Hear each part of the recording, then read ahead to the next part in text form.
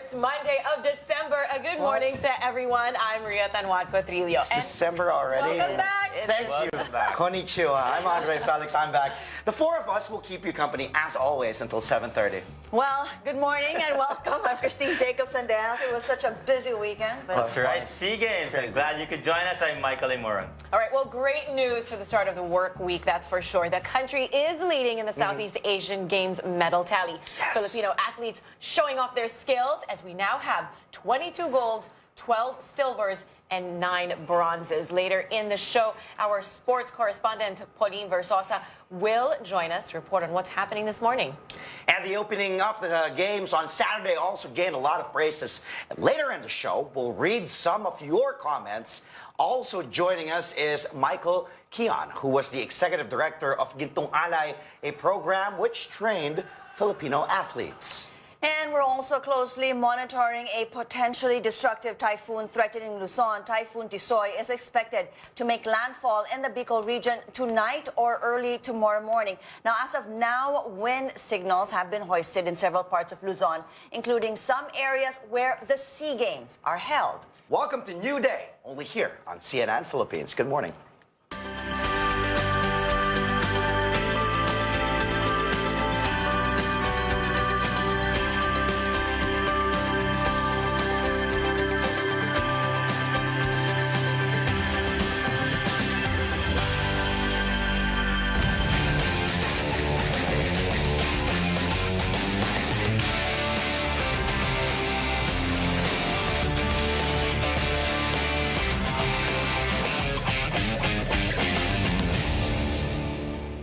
A gold rush for the Philippines on the first day of the Southeast Asian Games. The country has won a whopping 43 medals, 22 of them gold, to top the early medal count for the regional meet. At second place, Vietnam with 10 gold medals, 13 silvers, and 9 bronze medals. Thailand, Malaysia, and Singapore round out the top 5 countries. Many of the medals came from different martial arts and dance sport. Pauline Versosa tells us more. Filipino athletes were off to a blistering start on just the first day of the 30th Southeast Asian Games. A total of 22 gold medals were raked, along with 12 silvers and 9 bronzes, to emerge on top of the medal tally. Dance sport proved to be a goldmine as Filipino dancers waltzed their way to the top with 10 golds. Team Philippines also scored big in arnis, a sport they invented, as they swept all categories with 4 golds. The country's first gold medal was courtesy of triathlete John Chicano, who beat his previous record at silver finish in 2017. Shortly after, Kim Mangrobang dominated the women's division to defend her crown in triathlon. World champion gymnast Carlos Yulo took home his first gold in the regional meet, while wushu artist Agatha Wong ably defended her gold in the Tai Chi Kwan event. 2 more golds were won in Sepak Takraw as the men's team reigned supreme, while Sean Aranar topped the women's hoop event. Meanwhile, Filipino athletes harvested 12 silver medals in triathlon, cycling, dance sport, polo, water polo, ice skating, and arnis. 9 bronze medals, on the other hand, came from cycling, wushu, weightlifting, and arnis. In total, the Philippines already grabbed 43 medals and is expected to rack up more in the next 10 days of competition. Their impressive first-day medal haul also keeps them on track to win the overall championship, which it last won 14 years ago. Pauline Versosa, CNN Philippines.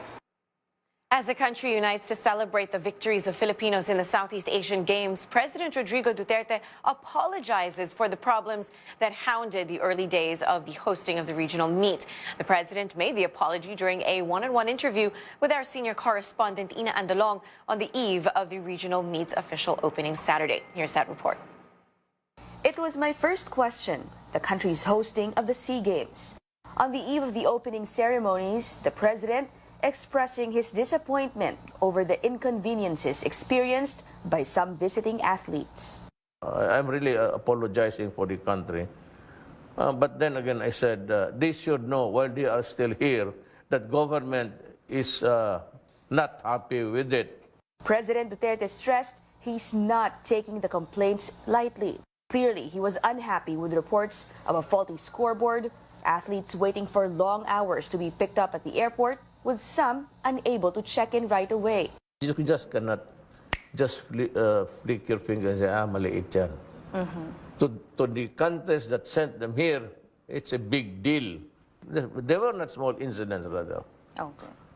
Mabigat yun. The president has ordered an investigation, but he wants it after the games. He vowed that no one will be spared, even his ally, House Speaker Alan Peter Cayetano, who heads the SEA Games Organizing Committee. Earlier, he said he believes Cayetano isn't involved in any corruption in the SEA Games hosting. Are you already sort of clearing him from any wrongdoing? No, that is just my opinion. I could be wrong. If it causes me and my allies to fall politically, then so be it. With the games about to go in full swing, the president saying he's rooting for all Filipino athletes. My athletes, I treat them on equal footing in terms of ability to win the gold medal. All of them. Ina Andulong, CNN Philippines. More medals up for grabs in the SEA Games today, and among them, a weightlifting gold that has eluded Olympic silver medalist and Asian Games gold medalist Heidelin Diaz for years. Diaz will try to win her first gold medal in the regional meet this afternoon as she competes in the 55-kilogram category in women's weightlifting. Diaz made her SEA Games debut way back 2005, the last time the Philippines hosted the regional meet before this year. So far, she's won 2 silvers in 2011 and 2013 and a bronze in 2007. Diaz is coming off back-to-back bronze medal wins in the International Weightlifting Federation World Championships earlier this year. CNN Philippines caught up with Diaz last month to talk about her preparations for the SEA Games. Sam Corrales has that report. After making history as the first Filipino to bring home an Olympic medal, Rio Olympian Heidelin Diaz hopes to break more boundaries and finally get the gold in the Southeast Asian Games. With the country hosting the regional meet, weightlifter Diaz says she is more confident knowing she will compete with her parents and fellow Filipinos in full support. For me, napakahalaga ang SEA Games. First, di ba ako nagka-gold sa Olympics? Di ba ako nagka-gold sa SEA Games? Then second, manonood ang family ko. So nandun nanay ko and tatay ko, mag-cheer sila. Yun ang pinaka-importante sa akin. Lahat yun mawawala. Lahat yun mawawala. Tapos, yung mga taong naniniwala sa akin, yung taong bayan na sumusuporta sa akin, parang swerte ako kasi naniniwala sila sa akin. Tapos pagdating doon, ako mismo sa sarili ko, hindi ako naniniwala. So I have to do my best. Diaz recently bagged the bronze medal in the IWF World Championships in Thailand. She's also aiming to book a spot in the 2020 Tokyo Olympics. With more goals in sight, she has been intensifying her preparations, including a 3-week training in Taiwan. I'm surrounded with Chinese coach, tapos may strength and conditioning. So my core team talaga ngayon. So mas planado na towards Tokyo 2020 and mas tumaas ang goal. Siyempre hindi silver. Yung goal na is to win gold. Strength and conditioning coach Julius Naranjo says the training sessions overseas will make sure Diaz will be in top shape when the regional meet tips off. We are getting close to competition. We're going to peak, and then we're going to taper down and then peak again so that by the time competition starts or by the time she competes, she's at her optimal level. Despite not yet winning a gold in the SEA Games, the 28-year-old Olympian says she will do everything she can to achieve that feat for the country.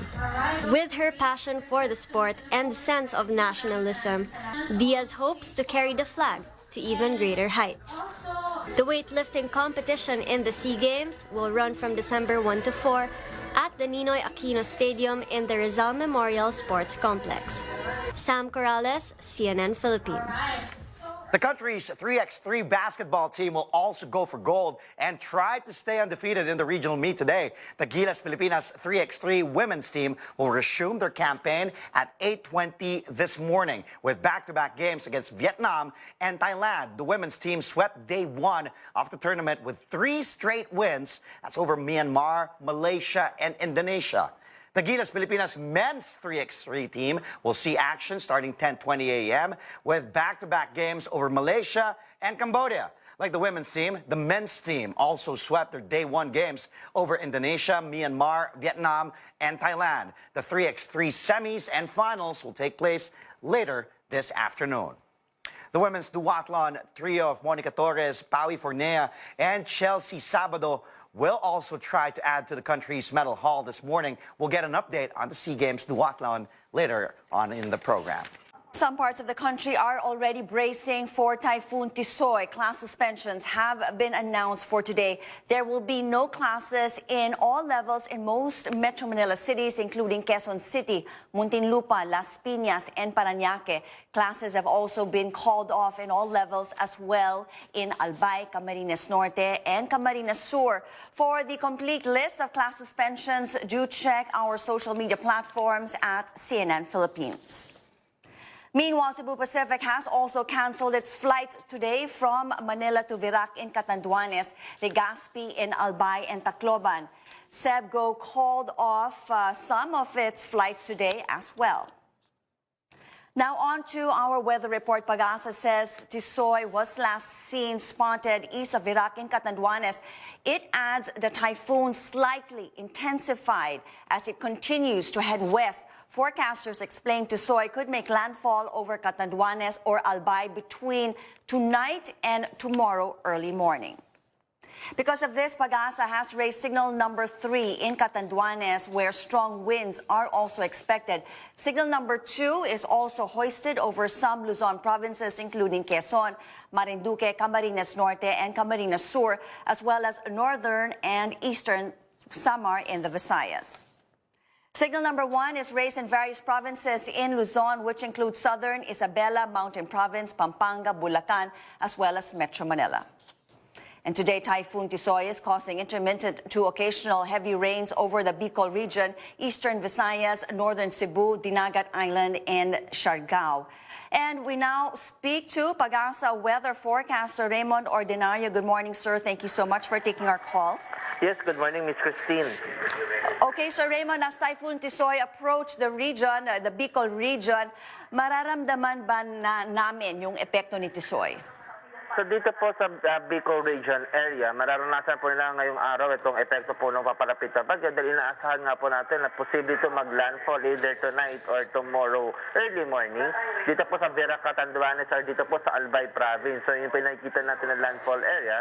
And starting tonight din po, mararanasan na yung bahagya dito po sa Quezon area down to the Calabarzon area, including po itong Metro Manila, ay makakaranas po ng mga pamisa-misa mga pag-ulan dala po ng bagyo. And pagdating nga po bukas is mararanasan natin dito sa Metro Manila ito pong hagupit itong paparating nating bagyong Tisoy. Okay, do take us, what can we actually expect, Sir Raymond, sa mga areas na binanggit mo kanina? As we know, Tisoy will make landfall tonight, still tonight in Albay and the Catanduanes area. Pero sa ngayon, you know, the rains that they're experiencing and of course yung malalakas na hangin. So sa ngayon po nakikita natin, since typhoon category pa rin naman po ito, hindi pa ito umihina. So pagbatama po nito dito sa Bicol region area, makakaranas po sila ng malakas na bugso po ng hangin, kasama na po yung mga malalakas na pag-ulan.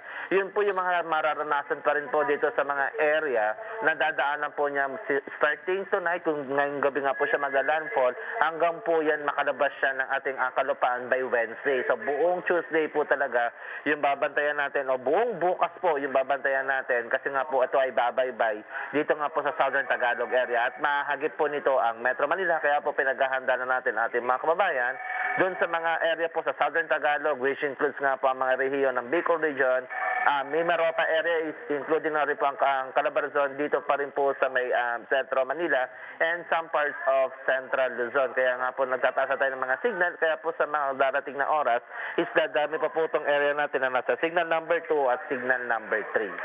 And then, so you mentioned nga, Sir Raymond, that Tuesday through Wednesday, we would like to find out ano ba yung amount of rainfall that Tisoy will generate. Will this cause a lot of flooding or landslides in the affected areas? Yes po, tama po yun. We're going to expect some flooding and landslide dito po sa mga areas, especially nga dito sa eastern section ng ating bansa. Kasi po mas magiging madalas yung mga pag-ulan nila sa mga susunod na oras. So, iba yung warning na po yung binibigay natin dito po sa mga kabayan natin. Dito po sa Bicol region na may maraming landslide prone areas, Quezon province at kasama po rito yung mga areas dito sa Laguna and Rizal na may mga landslide areas and flood prone areas po na pinaghahandaan na natin mga kabayan bago pa po dumapit itong bagyo ay maghanda na po. Kung kailangan na pong gumawa ng mga precautionary measures sa preemptive evacuations po, ay pwede na isagawa habang hindi pa po dumarating itong bagyo. Tapos, Sir Raymond, ano ba yung amount ng rainfall that we can expect with Typhoon Tisoy? Gaano karami? Sa ngayon po nakikita natin continuous moderate to heavy rains. Ibig sabihin po, it can accumulate more than 100 millimeters in one day. So maraming ulan na po yun na ibabagsak. And hindi pa po ito na ipa-factor in dito yung mga epekto ng mga kabundukan na pwede pa po magpataas dito sa dami ng ulan. Kaya po ngayon pa lang ay pinaghanda na po natin yung mga kababayan natin dahil po medyo may kalakasang ulan din po yung dala nitong bagyo. And speaking of kalakasan, we did mention earlier na it's slightly intensified. Do we expect this to continue or do we expect it to decrease as it hits land? Sa ngayon nakikita natin na halos hindi na to gagalaw dito sa kanyang intensity. So maglalaro na lang to between this point, within these intensities po. So hanggang typhoon intensity itong binabantayan natin hanggang nga po tumama ito dito sa may Bicol region area. Okay, tapos landfall nga, sabi mo nga tonight sa Albay, will it make landfall only once? Sa ngayon pa makikita natin na usually pa nag-landfall to either dito po sa Catanduanes area or dito sa Albay po. Ito na ibabay-ibay na dito sa mga area nga po ng Southern Tagalog, which is wala na po masyadong isla. So babay-bay na nga po niya to Southern Tagalog area at lalabas na nga po dito in between na po rito sa may Batangas and Bataan area po. So medyo south of Metro Manila po yung nakikita natin na exit po nito ngayong based sa ating latest track po. Okay, and also, Sir Raymond, yung mga locations po ng mga SEA Games that will be affected by the rains. You know, a lot of people are quite worried about that as well. Sa ngayon po, meron naman po tayong nakadispatch na ating mga quick response team ng Pag-asa dyan po sa may area ng SEA Games po. And nakikita po natin talaga directly maapektuhan ito is bukas po. Dahil ito yung pinakamalapit na siya dito sa mga areas kung saan ginaganap ang SEA Games. Yun po yung makakaantala. Posible makaantala po sa mga palaro na gaganapin bukas po. So, close coordination and we're going to give more detailed briefing on weather para po doon sa organizing committee. Okay, are we expecting also any storm surges, sir?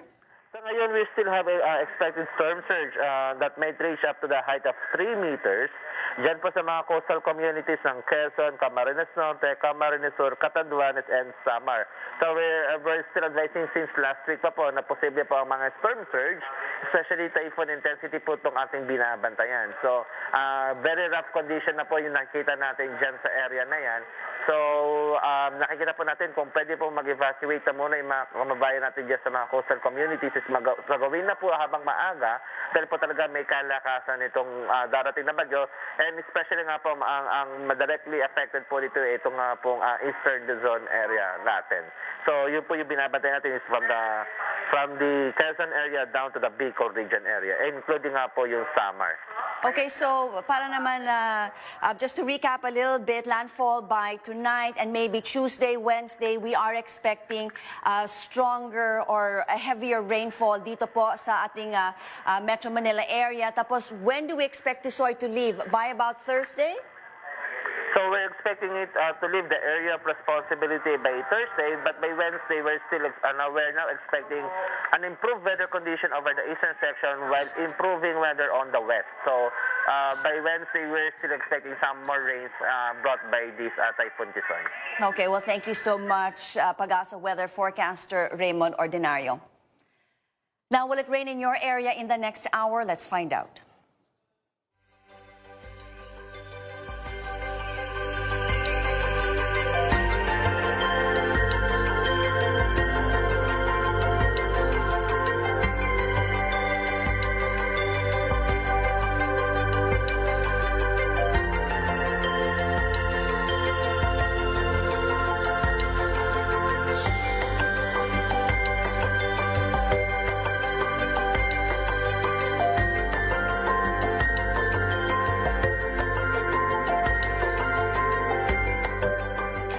Let's check on the conditions here and across Asia from the CNN World Weather Center. Hello, CNN Philippines. I'm meteorologist Kara McGinnis. Typhoon Kamuri. Take a look at it right now, bearing down across the central Philippines, right around the Bicol region. And the winds associated with this, 130 kilometers per hour with some higher gusts up to 160. Now, it's moving towards the west at just about 17 kilometers per hour. And as it does, it looks like it's just going to move to the south of Manila. As it moves out into the open waters of the South China Sea, we'll start to see it weaken and then move towards the south. So you can see by 72 hours, we're looking at a much weaker system. But nonetheless, as this moves over the Philippines, the very high winds could knock out the power in a number of areas. But there you can see it exiting from the Philippines into the South China Sea as we go into the next several days. All right, as far as precipitation goes, going to be heavy, especially on those eastern edges. And for Manila, we'll keep the rainfall in the forecast for about 36 hours. How about those rainfall totals? Could be staggering in some cases. Legazpi, 425 millimeters of rainfall possible. Santa Cruz looking at 245. Manila, 64 millimeters of precipitation. All right, here is the forecast. Monday, clouds roll in. You'll start to see the rain pick up. Very poor water conditions, as a matter of fact. Could see mudslides and landslides. And then on Tuesday and into Wednesday, we'll keep heavy rainfall and wind and some scattered thunderstorms in low 30s by Wednesday. That was meteorologist Karen McGinnis from the CNN World Weather Center.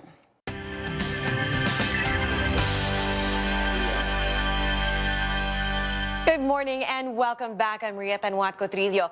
The 30th Southeast Asian Games are now in full swing with a total of 22 gold medals, 12 silvers and 9 bronzes for the Philippines so far. Saturday's opening ceremonies drew a lot of praise, especially from netizens, days after many were criticizing and questioning the country's ability to play host.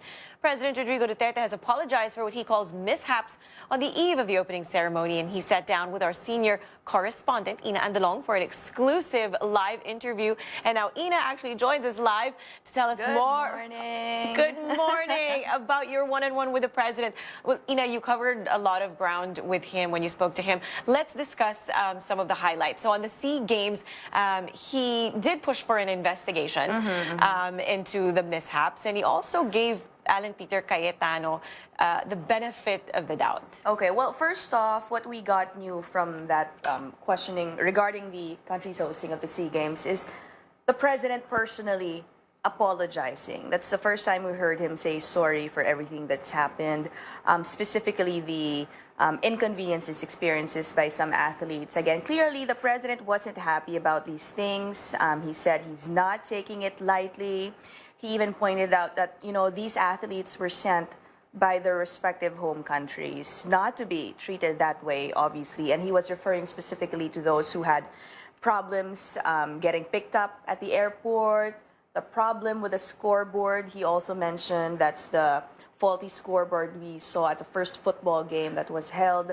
So again, President Duterte said he wanted to make sure that while the players are still here, that they would hear the country's president ordering an investigation. But again, he wants an investigation after the game so that, you know, the games will proceed without any worries, I guess, or less worries for the athletes. And as you mentioned, it will cover, inevitably, the chief organizer, FISGOC chief, House Speaker Alan Peter Cayetano, who he says, you know, he doesn't believe, personally he says, he doesn't believe that Cayetano would be involved in any type of corruption while he's preparing for the SEA Games. But again, he said that's not, he made it clear, he is not clearing the House Speaker from any wrongdoing and that the investigation will cover anyone, even his allies. Right, everyone involved. Okay, Vice President Leni Robredo, she was also a topic of discussion during your interview, and the president explained his decision to fire her as the anti-drug czar. Tell us about this, because this was big news before He sort SEA of Games. got heated up, as you know, when he talks about Vice President Leni Robredo as his anti-drug czar. He wasn't happy about how she did the job, basically. He reiterated to us what he didn't like, specifically that she was talking to foreign officials instead of local officials. Although we do have to clarify that Vice President Leni actually did also speak to local officials involved in the drug war, but that's what the president was highlighting again. And then he even gave an unsolicited advice for the vice president, and that was for her. She said, "Wag kang tumakbo basically for president because," and I quote, wala ka talagang alam." You know, that response got a lot of reaction from our viewers. It was the most watched clip on our Facebook. Again, you know, when we start talking to the president about the vice president and her allies, rather, what they've said about his decision to fire her, he definitely, you know, gets a bit heated up. Right, right. Okay.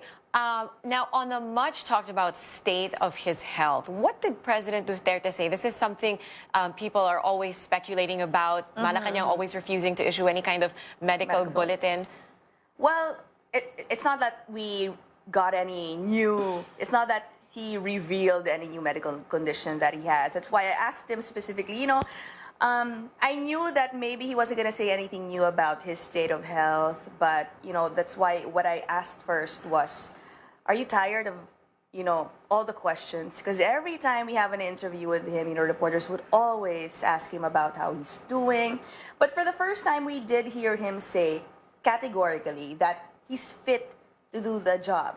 You know, even if he has all these illnesses, he made it clear that he has nothing, he has no serious medical condition that would keep him from effectively performing his duty as president. And so, you know, that's sort of, I guess, for him hoping to end all speculations if he has any serious condition. All right, making that clear from the horse's mouth, so to speak. Okay, when you asked the president if he plans to endorse someone in the 2022 elections, he said nobody, right? Yeah. But he also discouraged his daughter, Davao City Mayor Sara Duterte, from running in 2022. What exactly did he say? Why doesn't he want her to run? Well, it's not the first time for him to say that he would rather not see his daughter run for the presidency. It's basically because for him, in the past at least, he would say it's really a tough position to be in. You know, all the attacks, you know, that the president would get. It's something that his daughter, he wouldn't want her daughter to go through. Oh, parang sabi niya, kawawa yung anak yeah, ko, kawawa diba? yung anak ko. Apart from that, you know, I guess the schedule also, would mention that in the past. And he did say, na although he's not grooming anybody right now for the 2022 elections, he also mentioned that, you know, if his party mates would want him to get into the game, as he said, he'd rather that they pick someone who's not his daughter. Because, you know, there are a lot of talk that Sara Duterte could run, that she would be a good candidate for the 2022 elections. But again, he's saying, no, it's not something that he would want to see. All right. Now, okay, Ina, what about after the interview? You know, what was the president's mood like? I mean, I could see you guys smiling and conversing more casually after the interview. Well, I don't know if you watched it in full, but he was, I think, in a pretty good mood. He was giving us long answers. I didn't get any signal for us to cut the interview short. It actually went on longer than we planned. And after the interview, I'm just not sure if it was still caught or it was still being aired. But, you know, we still chatted with the president for a little bit. He even sang a little bit because he had another interview lined up afterward, and we were talking about him, you know, preparing for that one. I think he was going to be asked to sing there. So it was a pretty good mood. So he was in a pretty good mood. So I think he liked the interview as well. Yeah, I think he enjoyed being interviewed by you. All right, thank you so much for that, Ina. Good to have you here on the show again. This is our senior correspondent, Ina Andalong. Thanks, Ria. Moving on to the business report, thousands of foreign athletes, sports officials, and fans are now in the country for the 30th Southeast Asian Games. More than the spirit of sportsmanship and love for country, what do Filipinos stand to gain from it? Will the economy also win as one? On Business Roundup, I spoke with RCBC Chief Economist Michael Ricafort about the economic impact of the SEA Games. He says it's a net positive for the country. Here's a portion of that interview. Well, we computed it. The cost for the SEA Games would range at least 7 to 10 billion pesos. So it would add to around 0.1% to GDP growth, at least this year. And if you look at it, there would be the direct impact now. There would be more than 10,000 participants, athletes, and about 2,000 of which from the Philippines. So 8,000 from outside the Philippines, from other ASEAN countries. And not to mention also the organizers, the sports officials, the other support teams that may come in, as well as their respective families and friends who may join, as well as also the fans from those other countries, because it's relatively cheap to come here. Well, number one, there's the hotels, the accommodations, then also the food and beverage, as well as the retail sector, because some of them would shop. They would also make side trips to the key tourist destinations here in the Philippines. So, yeah, that would be the direct impact. And also, look at this could be also part of the preparation should the Philippines bid for the Asian Games in 2030. The facilities would be there. Also, there are other economic benefits, some of which are intangibles. Imagine there are more than 50 games and in more than 50 different sporting categories. So imagine, and of course, the international media would also be here from the ASEAN countries, as well as the global ones. So it will showcase the Philippines to the world. These games will be shown in the respective ASEAN countries as well as in other parts worldwide. So it's gonna bring to the fore and showcase what the Philippines can offer. Yeah, definitely. It's a net positive for short term and especially long term as well. As for the country's economic growth, Mr. Ricafort believes it is still possible to achieve the full-year growth target of 6%.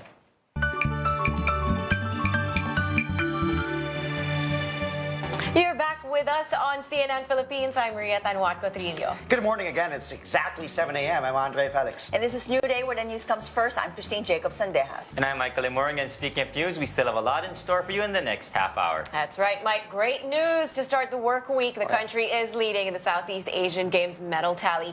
Filipino athletes showing off their skills as we now have 22 golds, 12 silvers, and 9 bronzes. And in a few minutes, our correspondent Pauline Versosa will join us to report on what's happening this morning.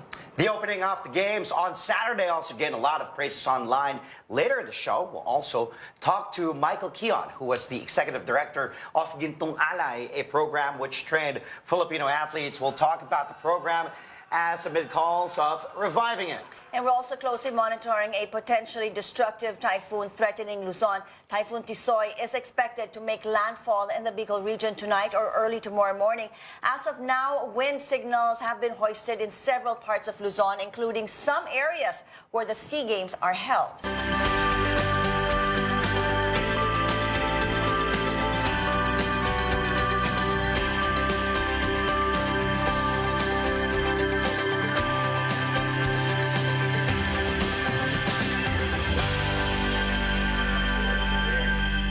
Typhoon Tisoy threatening the Southeast Asian Games. It has slightly intensified as it continues to head west. Weather Bureau Pag-asa says the typhoon was last spotted east of Virac in Catanduanes. Speaking earlier in the program, weather forecaster Raymond Ordinario says they expect Tisoy to make landfall very soon.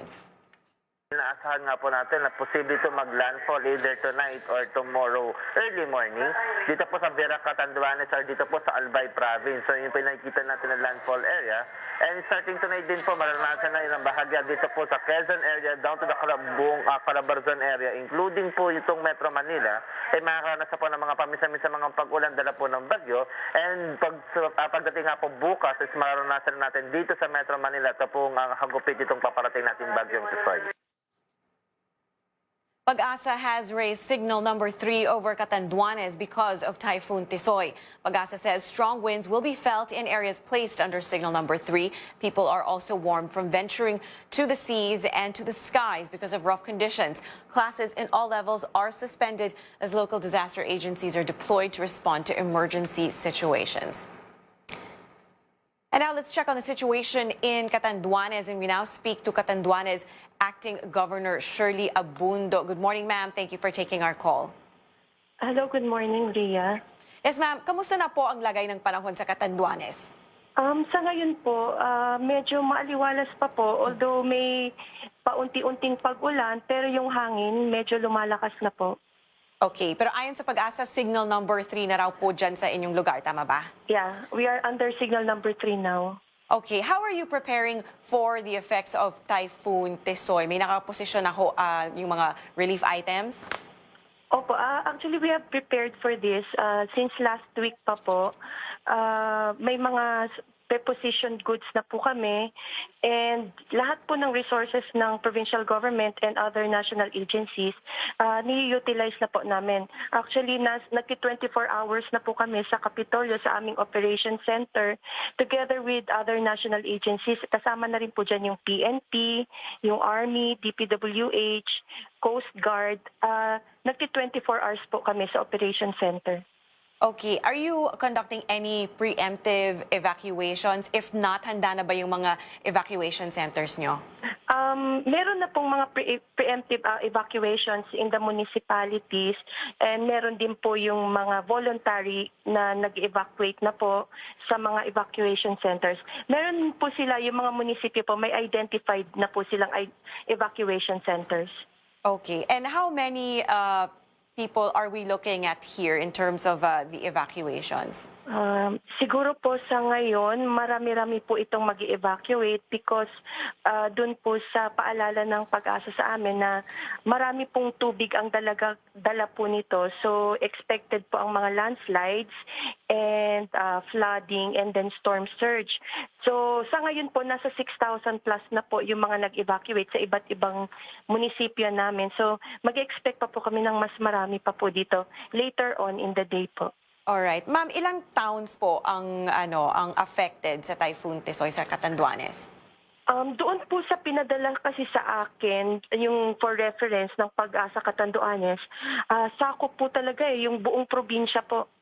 Alright, the entire province talaga. Now, at this point, is there anything you need from the national government or kaya pa ng local government? Sa ngayon po, dahil wala pa naman po, hindi pa po siya tumatama at tinutulungan naman po kami ng mga nandito po from the national government agencies. Sasabihin ko po na kaya pa po namin. Pero later on, kung paano po kami maapektuhan ito, hihingin ko lang po sa national government na sana tulungan din po kami kasi yung stock na rice po namin sa NFA ngayon is 20,000 bags lang po.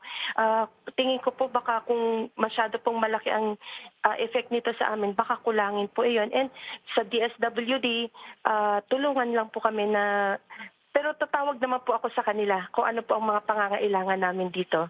Alright, thank you very much for your time, Catanduanes Acting Governor Shirley Abundo.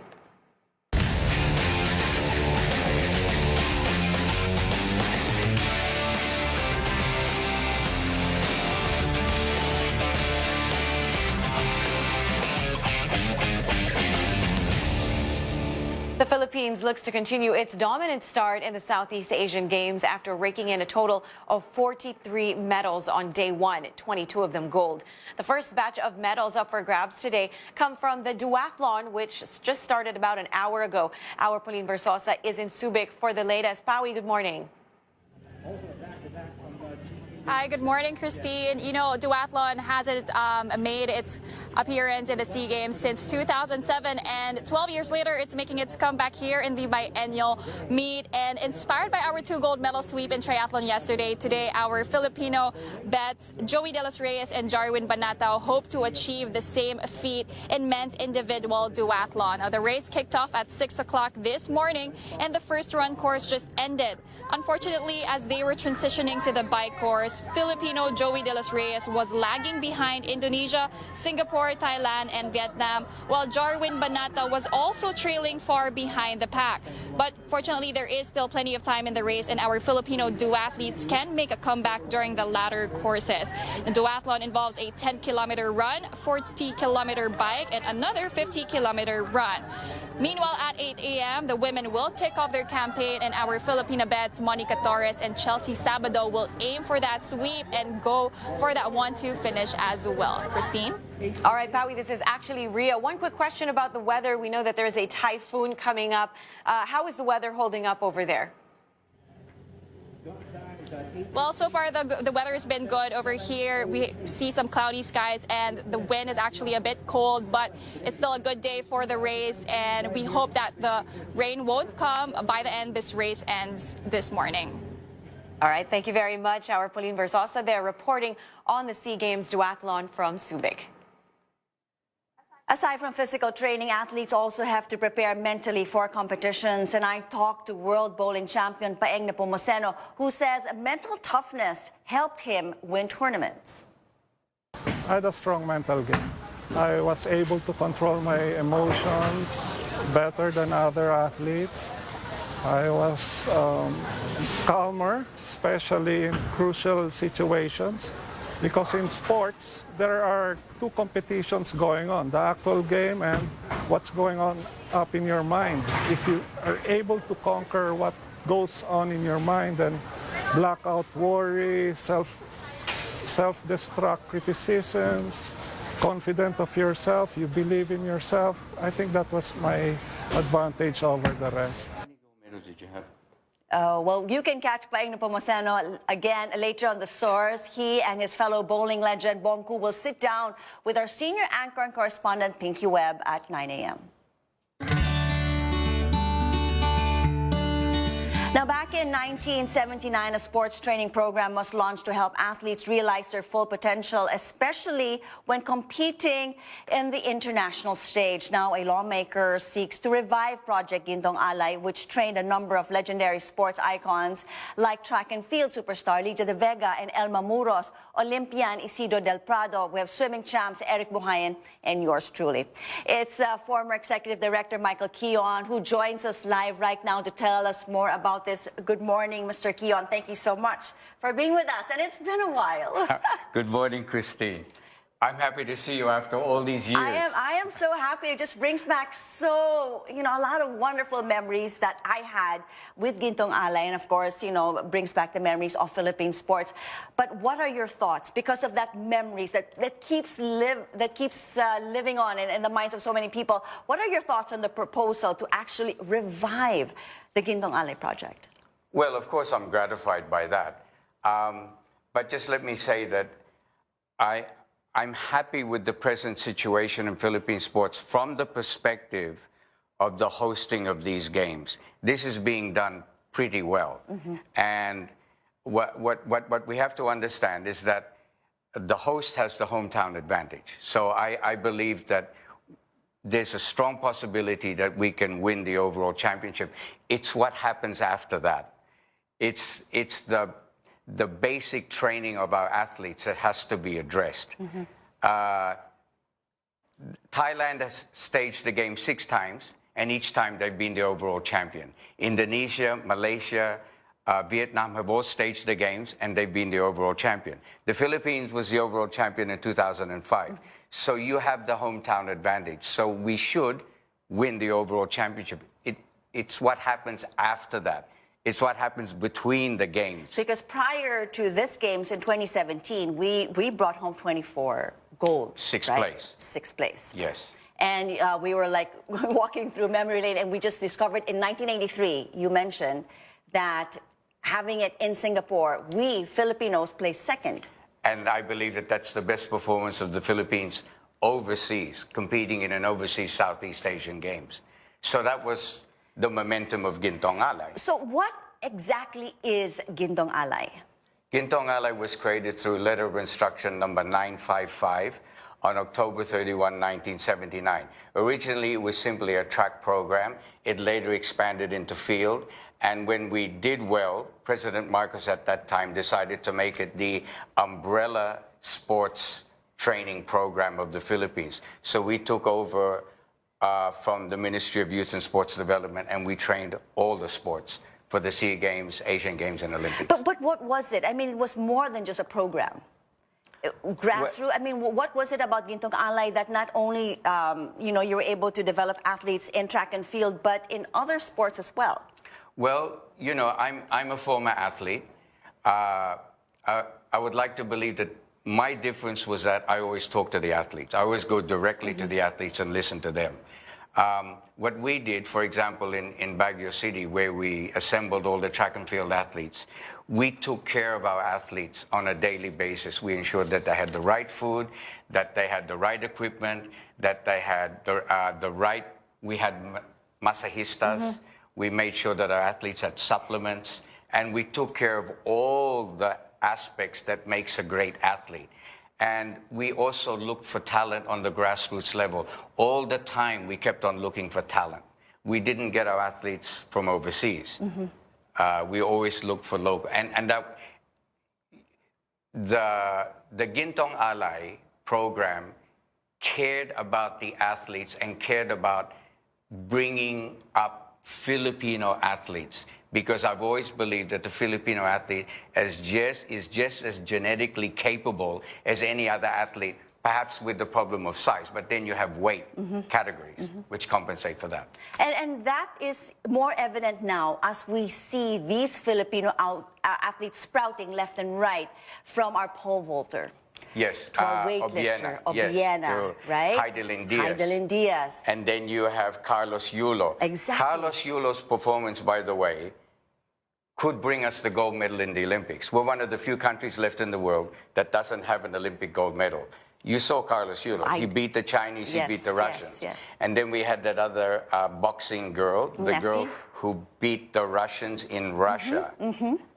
That's where, Nasty Petesho, that's yes, right. that's where we can win, in gymnastics, in boxing that have weight categories. And height is not really an issue. It's more advantage to us because we're just so petite. Yes, exactly. And going back to Gintong Alay, what would you say would be the advantages of having public sectors coordinating and helping develop a lot of the athletes? Well, what we had during our time was President Marcos created the concept of godfathers. We had a godfather for had a swimming. godfather. Is that being done now? No. Well, it's a good idea. President Duterte could identify certain businessmen, certain businesses that can become the sponsors of particular sports.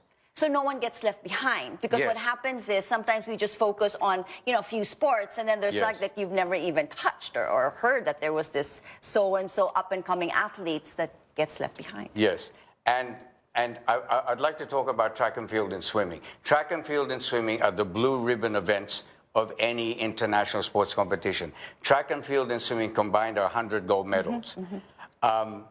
Track and field and swimming have sort of lagged behind, and that's a pity. Why is that? From your assessment, what happened there? Well, for example, in track and field, I don't know why, but the Gintong Alay the former Gintong Alay training camp in Teachers Camp is no longer being used. Everyone knows that, especially for middle and long distance running, high altitude is where you all train. This is why the Kenyans and the Ethiopians are so good, because they're born in high altitude. To this day, the 400-meter record of Isidro Del Prado has not been broken. The 4x400 meters has not been broken. Lita de Vega still has a record to this day. I believe that that's in the girls' division, not in the open anymore. But Hector Begeo still has the Philippine 3,000-meter steeplechase record to this day. Why? Because they trained in Baguio. And I don't understand why Baguio is not being used. And we do have all the facilities there, and that's what we need to do. Okay, so moving forward, any plans? I mean, you are here, and people are talking about Gintong Alay. Any plans that you would, get your feet wet a little bit and try to help out and share the knowledge that you've had? Well, in 2005, I was appointed by the Philippine Sports Commission as a national training director of Team Philippines. And I help with the training, with the overseas exposure. At the present moment, I'm the mayor of Lawag City, so I'm dealing with governance. I will try and build up sport in Lawag City as I built up in Ilocos Norte when I was governor. Sport has always been my passion. I still run until now. I've been running now for 50 years. Wow. So I try and keep fit. And I have an interest in sport, but at the present moment, I'm working on local governance. Whatever happens with the national sports scene, I just hope that people remember what Gintong Alay achieved and that they use the concepts of Gintong Alay and apply it in the present-day sports situation. Well, wonderful. Thank you so much for waking up so early and for being with us. Thank you. Thank you very much, Christine. Nice seeing you once again, Mr. Thank Keon. you. Well, our special coverage of the Southeast Asian Games continues here on New Day when we return.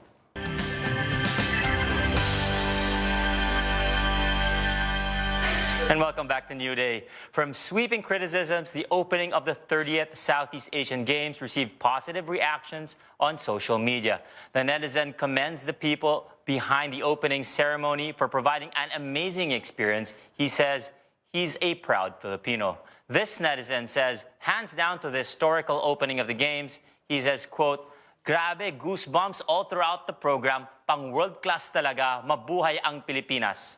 And this one is all praises for the opening, which he says was gloriously presented, that it really does deserve a praise worthy of applause.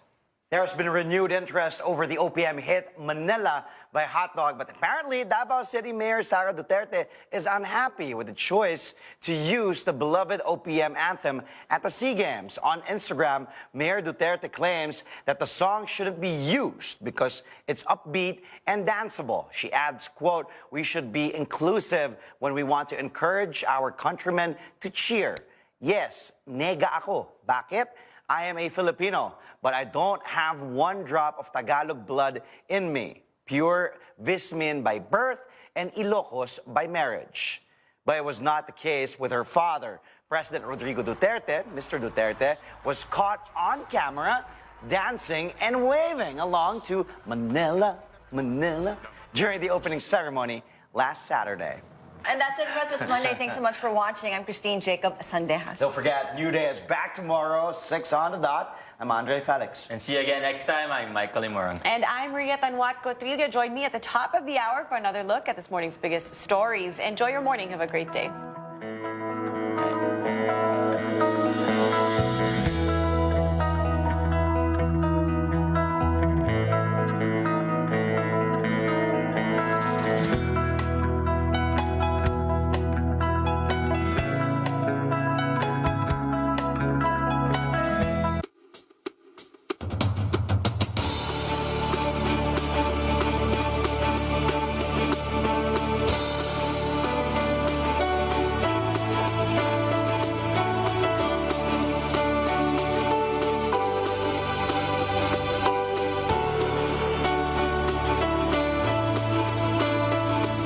The Source, where we combine the headlines with in-depth conversations with the newsmakers themselves. Today on the program, Winning the Gold. Para sa inyo to. Maraming salamat. Maraming salamat sa support sa amin dito. Grabe. Salamat sa amin. Filipino athletes showcasing their best at the 30th Southeast Asian Games. Triathlon is an endurance sport, so lamang tayo dito. I'm really happy to deliver something that sana yung Philippines might be proud of. We get the stories of SEA Games alumni and Pinoy sports legends. I became an athlete because of a failed marriage. I was able to control my emotions better than other athletes. The winning moments and the challenges in Philippine sports. Paeng Nepomuceno, Bong Ku, and Monsur Del Rosario join us live.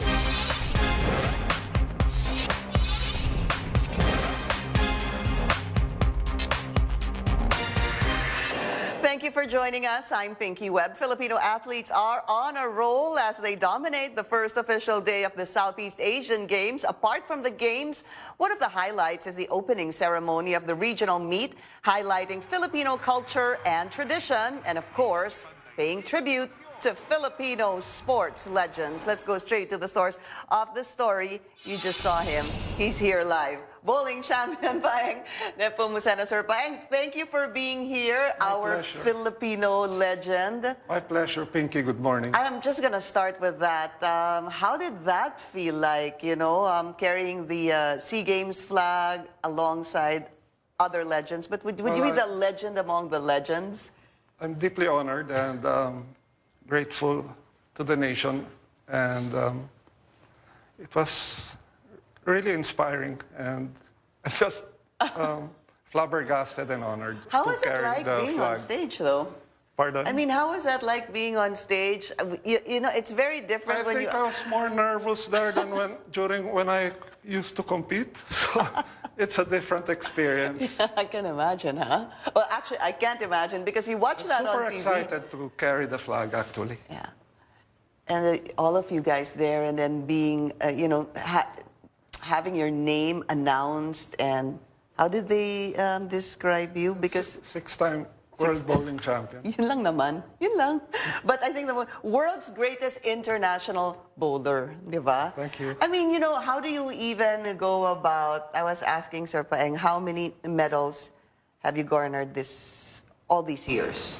Well, I have, for the SEA Games, I have 9, but 9 career golds. titles I've won. I hold the Guinness Book of World Records for winning the most titles in a career, which is 133. 133. Yeah. How does one win 133 titles? Well, it takes a lot of sacrifice, discipline, and dedication. I've been playing for almost half a decade now. Yeah. Half a decade? I'm 50 years old. 50 years in bowling, and I'm a senior citizen. Half a century in bowling. So Half a century, sorry. I want to talk about that bowling. That hasn't begun, right? The bowling tournament. Tell us more about it. When will it start? The singles event tomorrow. It will start tomorrow. Today is our official practice day and opening ceremony for the bowling. And tomorrow singles, day after doubles, and then there's mixed doubles, and then there's 4-man team, and then there's what you call the Masters. It's an individual event wherein the top 16 will compete for the grand individual title, which is called Masters event. So how many tournaments are the events in bowling? 9 medals, because 4 men and 4 women are gold, and then there's a mixed doubles event. So 4 men, 4 women, and women, mixed. and then 1 mixed doubles. So Wala pang 9 all in all. Masters. Kasi yung 4 kasama na yung Masters. I see. For men and women. And then the mixed. How is our team doing? How are they going to fare? Well, we've been practicing all year round, and we're ready to face the competition, and we're ready. What's nice about the Philippine team is they're a fighting team, and it's a mix of veterans and youth. I'm almost afraid to ask this because I really don't know the answer. Would a younger athlete be better than an older athlete in bowling? Or I would assume it would be the older one because of the experience. Well, like in all sports, bowling requires shot repeatability and then strong mental game. And so whether you're youth or a veteran, it's just the same. Really? It's a matter of excelling and wanting to succeed. But maybe a veteran has a slight advantage in the mental game. But if you have a mature young athlete, di pares lang. Well, parang, sir, I'm thinking it's a lot of precision, isn't it? It's precision, stamina. Those bowling balls are heavy, 15, 16 pounds, and you roll it 100 times in one day. So you need to be fit also. So there's a lot of practice bowling involved and cross-training. Really? Strengthening all those bowling-related muscles. Muscle parts. We'll be taking a short break. This is The Source on CNN Philippines. Please stay tuned.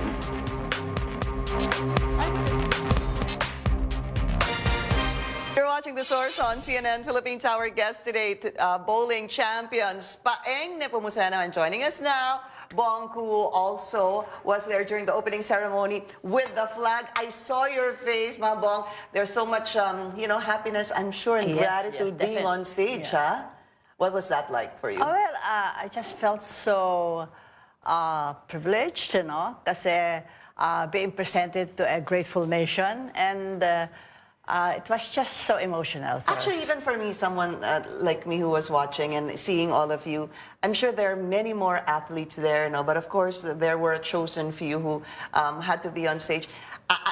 I felt so much gratitude, I guess, after so long not seeing you guys and bringing glory to the country. I guess, personally, I'd like to say thank you to both of you for bringing so much honor to the Philippines. So, let's talk about bowling. Yes. Sabi ni Sir Paeng, ikaw daw yung punong abala in bowling. Yes, I am the Secretary General of the Philippine Bowling Federation, and of course, I have my role in making sure that the venue is okay and all the bowlers that have arrived are in are happy. You mentioned the venue. Can we talk about the venue? Is that world class? The Yes, it Star is. Mall, because there were questions on it possibly. Fake news. Maybe just questions on it being Yes. of quality. It's world class, huh? Yes, it has been inspected and it passed. And it has hosted various Asian championships. Dun talaga, sa Youth, Star Mall. senior. Yeah. And then even our World Cup is held there on the first day. Yeah. National finals and Philippine team practices there all year round because it's truly suitable. And that's where you're going right after Yes, just- today's I'll just interview. cross. You're Oh. just going to cross the street. In terms of gold, what are we looking at? Well, bowling is a sport without measure. And of course, it also depends on your lane draw. It also depends on the timing. And but our bowlers are very prepared. They've been preparing the whole year. And with God's grace, ito lang ang kulang. At maraming dasal, maybe we'll make it. Tsaka in format, it's just 6 games, so you Sprint. have to really be hot on that day. Really? And then finish na. Single Sprint 6. kasi. Oh, I see. 6 games and then Unlike our championships, we play all week longs. Ito, it's decided in 6 games. Has that evolved? Has that changed dramatically since the time you been guys like were that. playing? It has been like that. It's been the format ever since. I see. But are you expecting a gold or a silver or a bronze? Definitely. Yeah, fingers crossed. What's the best case scenario for our bowling team? We hope to win at least 2. 2 Out Two of golds. 9. golds. Out 2 of golds 9. at least, huh? But, Hopefully. Okay, I was telling Sir Pang during the break, and I'm going to say it on air. For some time, I did not hear a name, a resounding name such as a Bongku or a Paeng Nepomuceno in the last years or so. Why is that? I think there was a lot because of probably the administration. That's why Paeng and I, plus B-Boy and the other champions came in and naging part kami ng federation because we felt that it was that giving the right thing. It was not like we used to. Yeah, but why? Lack of interest, would you say? Well, lack of support. Now that Bong is working very hard for us, we're going places, and slowly but surely, we're on our way Okay, to bring back glory. we hope so. Who would you say would be the next Bongku? Among the players You now. know, with the millennials, I cannot say. We have a good youth development program in the But we- Philippine Bowling Federation, so there's a couple of them. Are you eyeing the next Paeng? We have a few, guys that are really good, young. But would you tell us who? Who are your number one male and female bowlers now? As of now, we still have Lisa Del Rosario. The team, actually, the 4 ladies team are all potentials. No? We have Alexis C. and Lara Posadas Wong. And of course, we have Bea Hernandez, who is a scholar in the U.S., a bowling scholar. And she is one of the Houston Bearcats. So it's a very good combination. Sir Paeng, what about you? Well, for the men, we have 2 veterans in the team, Kenneth Chua and Frederick Ong. And then for the youth, we have Merwin Tan and Patrick Nuki. Merwin has won the Asian Youth Championships gold medal this year. And Patrick is really good. So before we say goodbye to both of you, I'm sure you'd like to wish our Filipino athletes well. Ma'am Bong, go ahead, Yes, please. I would just like to ask, of course, Laban Pilipinas, as we usually say. And I would like to ask everyone to please come and support the sport of bowling. And we did a lot of prayers. Please pray for this bowling team. And I hope and pray that we will deliver the gold medals expected of us. To all the athletes, whether it's bowling, all other sports, keep on fighting. Laban Pilipinas. Then, syempre, we will win as one. At sabi ni Sir Paeng and Ma'am Bong, it starts tomorrow, no? The singles event. The singles begins tomorrow. So for those wondering bakit wala pa, today is the official training And then, no, sorry, the training, and then tomorrow is the singles game. So we're going to watch out for that, I'm sure. Both Paeng and Abong will be at the Star Mall today to cheer on our Philippine team. Thank you to both our Filipino legends. We'll be taking a short break. We speak to Taekwondo ambassador and Olympian Mansour Del Rosario after the break. This is The Source on CNN Philippines. Please stay tuned. Thank you. You're watching The Source on CNN Philippines. A Filipino Olympian and the country's Taekwondo ambassador. After the challenges encountered on the early stages of the Southeast Asian Games, he is now calling for unity and support for Filipino players as they try to make the country proud and win the gold medals for the Philippines. Let's go straight to the source of the story. ASEAN Taekwondo Federation President and Taekwondo Ambassador Mansour Del Rosario. Hi, Mansour. Welcome to the show. Outstanding performance, Team Philippines. So far, I believe we are at 23 golds. Did you expect this? Yes. Talaga? Yes. I know what the Filipino athlete can do. I was with them in 2017. I was their chef de mission in Turkmenistan, Ashgabat. We were there for 3 weeks. I witnessed different sports. I was with them, victory and defeat. I was with them every day. I know the spirit of the Filipino athlete. You support them, you give them what they need, they will shine. They will perform. More so pa here in our country, with having people backing them up. It's different when you're fighting in your country. Yeah, yung may home court advantage. You know, I experienced that in 1984. I fought the Asian Championships here in the Philippines. Fighting in your country, you get an extra boost or edge na, you know, I got kicked in the face really bad. I went down. I'm supposed to be knocked out, but you can hear the people chanting and cheering us, get up, stand up. And somehow there's an extra energy and extra fire in you that you tend to stand up and continue the fight. I've experienced that same kick in the head in Korea, and I didn't stand up. So having your kababayans there cheering for you, it's extra boost. So for those wondering, Mansour won the gold in the SEA Games in the 14th tama ba? And 15th SEA Games. 1987 pa yun, Pinks, tsaka 1989. Matagal na yun. Yeah, but 30 still, plus you're our gold medalist. Well, Stephen Fernandez and I became the first 2 Filipino Southeast Asian champion in Taekwondo for the country. So we kind of made history there, and maybe that's why up to now they still can remember us. Although there's other fighters in Taekwondo that have surpassed our winnings. Yeah. Plenty. Okay, so for those wondering, Taekwondo has not been competed just yet. December 7, Tagal pa siya, no? 8, and 9. December 7 is the Pumse competition. 8 and 9 is the Kurugi, that's the fighting. Pumse is the forms. And then December 6, we have a general meeting with the other countries, the presidents of other Southeast Asian countries in Taekwondo. So we'll have to discuss a lot of things before the tournament begins. How many medals are at stake in Taekwondo? 8, 16, I think 24. 24? That's a lot. Yeah, that's a lot. And, well, the media has been asking me if how many golds can we come out with, right? And I knew that's going to be your next question.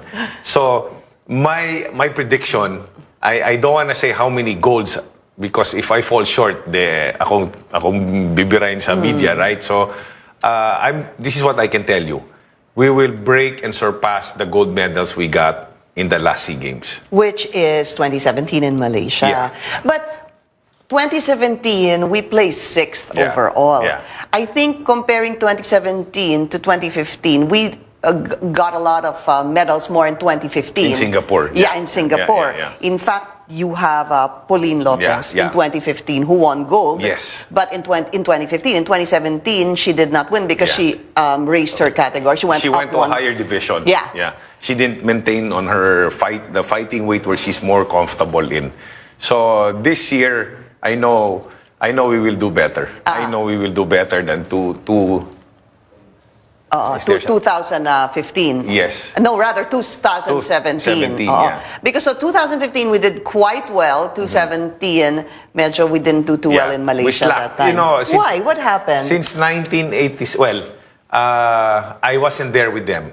I was with them in 2015 in Singapore. I wasn't with them in Malaysia. But I don't know what happened, but I know that from the past record, when you see the Philippine Taekwondo national team, since 1987, we've been competing in the SEA Games. Every SEA Games, the Filipino Taekwondo fighter, not all of them win gold, but we always deliver at least 2 or 3 or 4 gold medals. So, hindi pa kami lumaban sa SEA Games na hindi kami nakauwi ng gold. May silver, may bronze, pero maraming fighters na nagcha-champion sa Southeast Asia sa Taekwondo. So, more so now here, we're hosting it. I kind of believe, I think, I'm targeting overall champion, SEA Games champion. Although Thailand is a very stiff competition, so maybe number 2 or number 3, but I want to get the overall champion. So you're hoping that we make number 1 in Taekwondo? The Taekwondo, we want to beat the whole country and, you know, show the country that, you know, Philippines is the best in Taekwondo comes Southeast Asian, in the Southeast Asian region. Who are the stars of Taekwondo? I know there's Pauline Lopez. Right now, well, in the women's division, of course, Pauline is there. In the men's division, I'm counting on Butch Morrison, Chris Oy, Arvin Alcantara. Some of them are really young and new. The veterans, I'm counting on the veterans. In fact, a lot of them wanted to retire already. And I said, one more time. And this is the one. Yeah, one more time. Experience what it's like fighting in your country. It's a different high. Yeah, you know, I can imagine that because the last time we hosted was in 2005. Obviously, they weren't... they were too young. No, ikaw yun. Ando ka nun. No, I was one of those guys carrying the flag like what sila Paeng did with Akiko and Onyok in 2005. Right. But no, the last time I fought in the SEA Games was 1989. Hindi, I mean, talking about the veterans you're talking about now, the last time we hosted it was in 2005, which is obviously 14 years ago. So you're saying, nakiusap ka one more time, try it out during competing in your host country. Tapos after this, they retire. You then retire. How many of them will retire, the veterans? Siguro, some of them kasi are at the age of 28 na, 29, 30. Eh by 26, 27, 28, medyo you're slowing down already against the 18, 19, 20-year-old kids, right? So it's different. Unlike other sports, you can continue even if you're in your 40s. Taekwondo is a combat sport, so it's very difficult to continue competing at an upper age. And you'll be watching the games? Definitely. I'll be there. In fact, I think I might be commentating on some of the games. They were asking the SEA Games gold medalists in the past who can speak and talk about the game. So I'll probably be there also. Okay, hope for the Taekwondo team. Well, hindi lang Taekwondo. Sa lahat ng atleta na lalaban ngayon sa Southeast Asian Games, huwag nyo na pansinin yung mga nangyayari, ng mga gulo sa sports politics. Focus kayo sa laban nyo, sa performance nyo, at tandaan nyo, lahat kami, buong bayan, nasa likod nyo.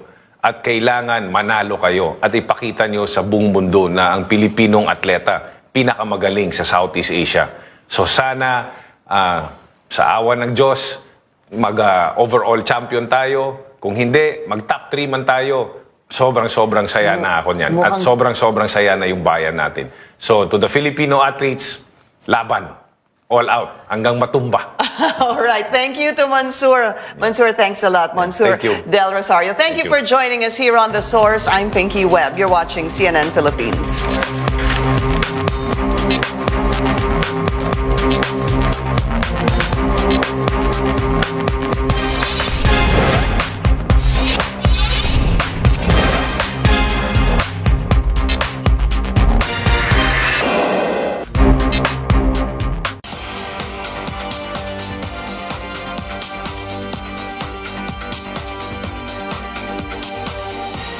Magandang umaga sa ngalan ni Ruth Cabal. Ako si Ina Andolong. Ito ang Newsroom ngayon, balita at serbisyo para sa Pilipino. Pilipinas patuloy ang pangingibabaw sa Southeast Asian Games. Ang update sa palaro ihahatid namin live. Bagyong Tisoy nagpaparamdam na sa Silangang Luzon. Libo-libong residente sa Bicol pinalikas na.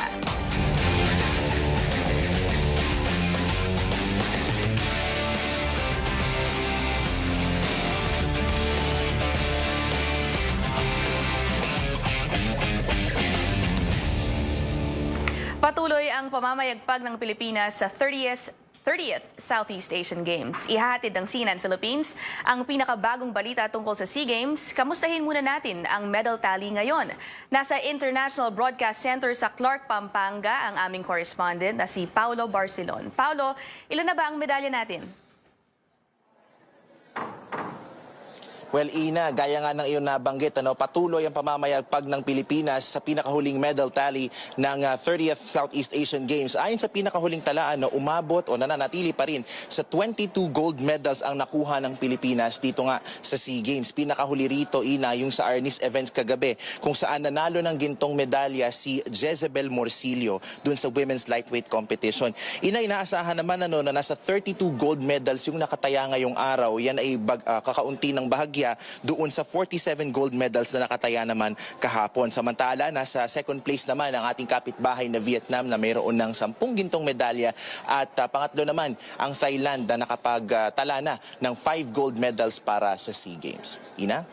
Paulo, para sa araw na ito, sino ba yung mga kailangan natin bantayan for a possible gold medal finish?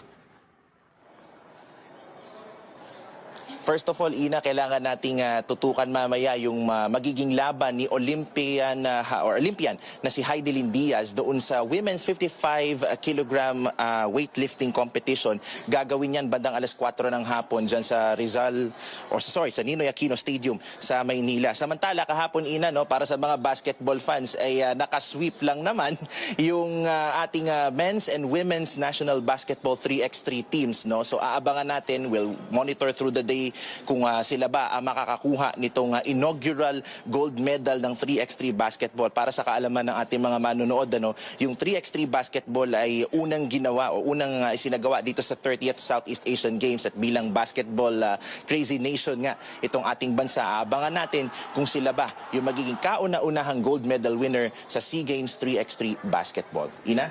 Salamat, Paulo Barcelon, nag-uulat mula Pampanga. Isa ang Wushu Taijijin competition sa mga inaabangang laro ngayong umaga. Alamin natin ang latest mula sa Pasay City. Naroon si Chrissy Di Matulak. Chrissy, kamusta dyan? Kakatapos lang ng Wushu Taijijin competition dito sa World Trade Center para sa 30th Southeast Asian Games. Hindi pinalad ang Pilipinong si Daniel Parantak na makasungkit ng kahit anong medalya. Pangalawang nag-perform si Parantak at nakakuha siya ng score na 9.54. Isa sana si Parantak sa mga main contender ngayon na makasungkit ng gold medal. Si Parantak ay nanalo ng gold noong 2015 SEA Games. Nangunguna naman si Malaysia at sumunod naman si Brunei at Indonesia. Kahapon ay nakuha ni Parantak ang bronze medal sa Wushu Taijijin event, habang ang kapwa niyang Pilipino na si Aga Sawong ang naging overall champion sa women's Wushu Taijijin event. Ang Taijijin, Ina, ay isang form ng Wushu na gumagamit ng espada bilang main element. Ina? Maraming salamat, Chrissy Di Matulak, nag-uulat mula Pasay City. Nakasungkit naman ng silver medal ang Pilipinas sa men's duathlon. Nasa Subic si Pauline Versosa. Pauline, anong balita dyan? Tama nga, Yadina, nasungkit ng Filipino duathlete na si Joey De Los Reyes ang kauna-unahang medalya ng bansa sa ikalawang araw ng 30th Southeast Asian Games. Nakuha niya ang silver sa men's individual duathlon na may oras na 1 hour, 53 minutes at 4 seconds. Ito ang unang sabak ng 31-year-old athlete mula Basilan sa SEA Games. 14 na segundo lamang ang kulang niya kay Johara Johan mula Indonesia na siyang nakakuha ng gold. Nanguna si De Los Reyes hanggang sa huling 600 metro pero naunahan siya ng Indonesia noong siya ay tumigil ng saglit sa water station. Pero ayon kay De Los Reyes, na pagod pagdating sa finish line, proud at masaya pa rin siya sa kanyang natamong silver. Samantala, ang kanyang kasama na si Jarwin Banataw ay nabigong makakuha ng podium finish matapos maiwan sa ikalimang pwesto. Kasalukuyan namang nagaganap ang women's individual duathlon kung saan nangunguna ang ating Pinay na si Monica Torres. Si Chelsea Sabado naman ay medyo nahuhuli sa laban pero may pagkakataon pa siyang humabol mamaya sa huling takbo. Maganda ang kalagayan ng panahon dito sa Subic at nananatiling maaraw dito sa kabila ng banta ng bagyong Tisoy. Kaya naman tuloy-tuloy lang ang SEA Games Duathlon competition dito sa Subic. Ina? Maraming salamat, Pauline Versosa, nag-uulat mula Subic. Update sa lagay ng panahon, ramdam na ang hagupit ng Typhoon Tisoy sa silangang bahagi ng Bicol at Visayas. Ayon sa Pag-asa, inaasahang magla-landfall ito ngayong araw sa bahagi ng Bicol Region at posibleng lumabas ng bansa sa darating na Biyernes. Huli itong namataan sa silangang bahagi ng Virac, Catanduanes. 150 kilometers per hour ang taglay nitong lakas ng hangin at may bugsong 85 kilometers per hour. Inaasahan nga po natin na posible ito mag-landfall either tonight or tomorrow early morning dito po sa Virac, Catanduanes or dito po sa Albay Province. So yung pinakikita natin na landfall area.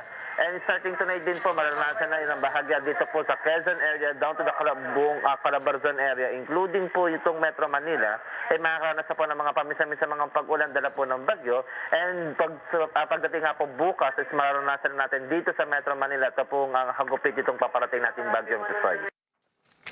Nakataas ang signal number 3 sa Catanduanes, silangang bahagi ng Camarines Sur, Albay at hilagang bahagi ng Sorsogon.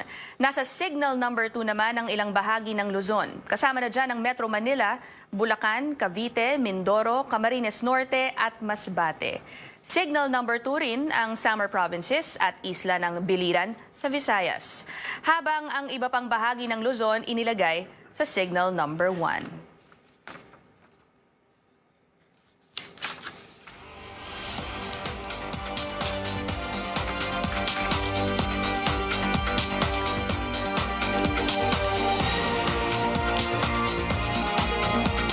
Dahil sa banta ng sama ng panahon, walang pasok sa lahat ng antas sa ilang eskwelahan sa Metro Manila.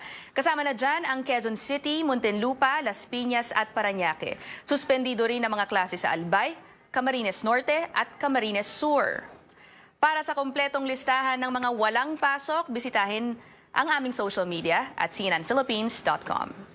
At sa mga babiyahe naman ngayong araw, makikita sa inyong mga screen ang kanseladong flights ng Cebu Pacific at Sebgo.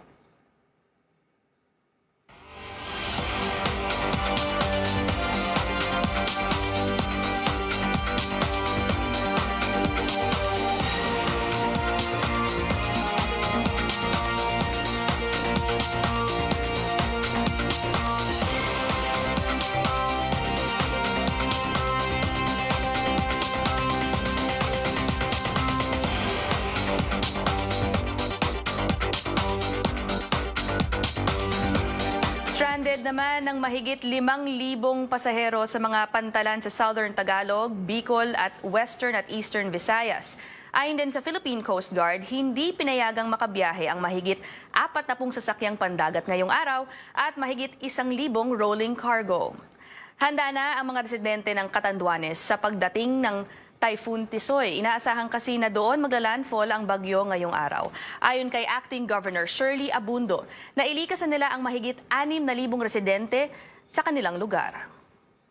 We have prepared for this since last week pa po. May mga prepositioned goods na po kami and lahat po ng resources ng provincial government and other national agencies ni-utilize na po namin. Meron na pong mga preemptive evacuations in the municipalities and meron din po yung mga voluntary na nag-evacuate na po sa mga evacuation centers. Meron po sila, yung mga munisipyo po, may identified na po silang evacuation centers.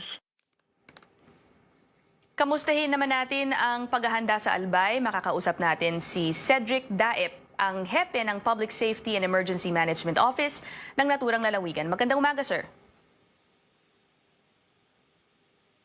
Sir Cedric. Susubukan po nating makuha muli sa linya si Cedric Daep ng Albay. At mamaya ihahatid namin sa inyo ang latest sa lagay ng panahon sa Camarines Norte. Naroon si Trisha Terada at sa Quezon Province naman si Caroline Bonkin.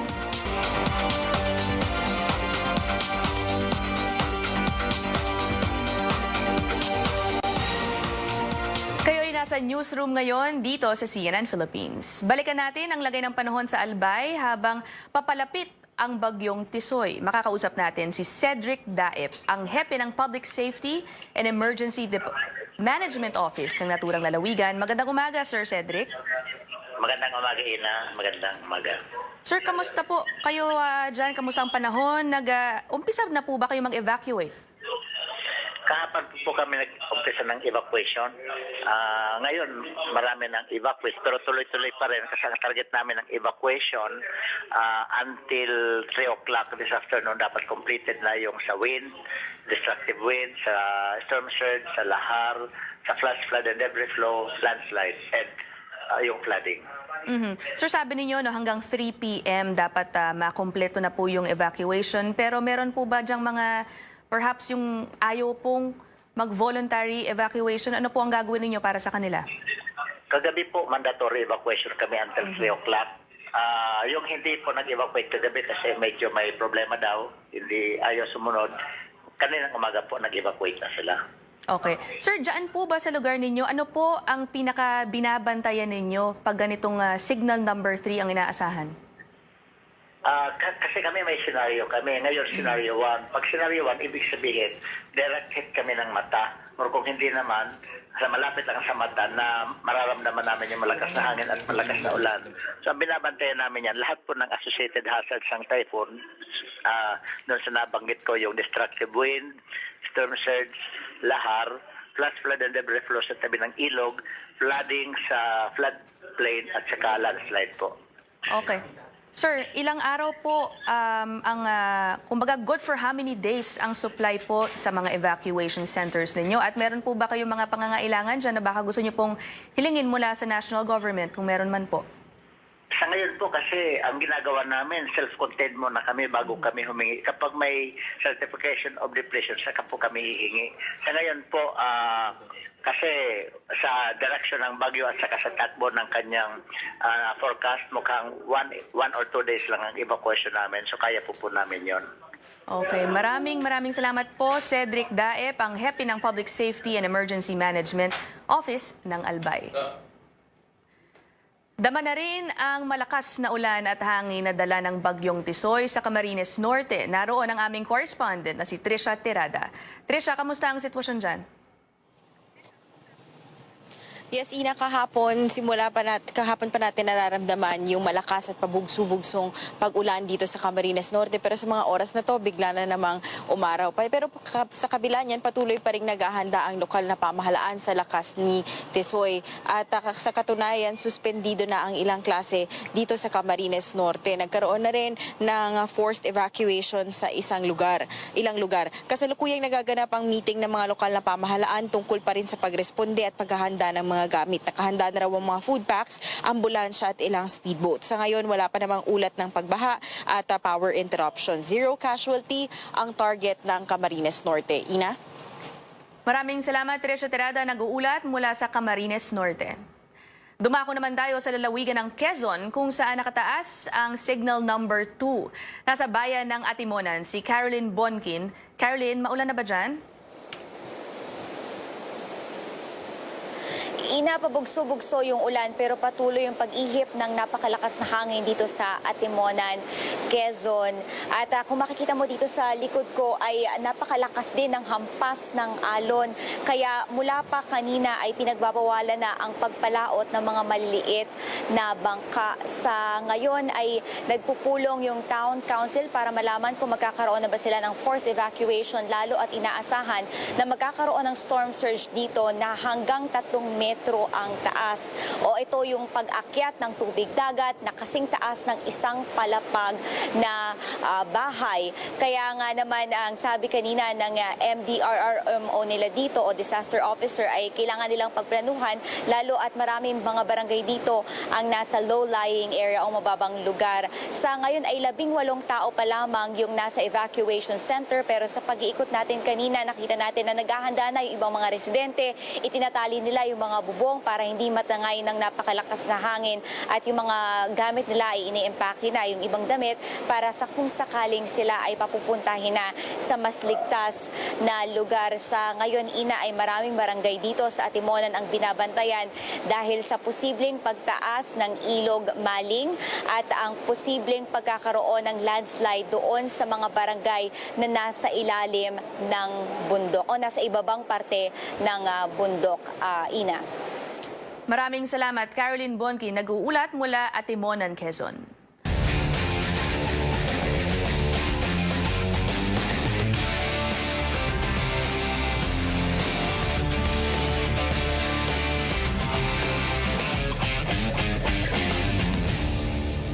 Mula sa kaliwat kanang kritisismo nitong nakaraang linggo, umani ng papuri mula sa mga netizen ang opening ceremony ng SEA Games noong Sabado. Magarbo kasi ang programa kung saan itinampok ang iba't ibang elemento ng kulturang Pilipino. Bukod dyan, star-studded ang mga pagtatanghal at naroon din ang mga sports legend. Pero ang mas kinaaliwan ng mga netizen, ang makitang umiindak si Pangulong Rodrigo Duterte habang tumutugtog ang OPM hit song na Manila ng bandang Hotdog.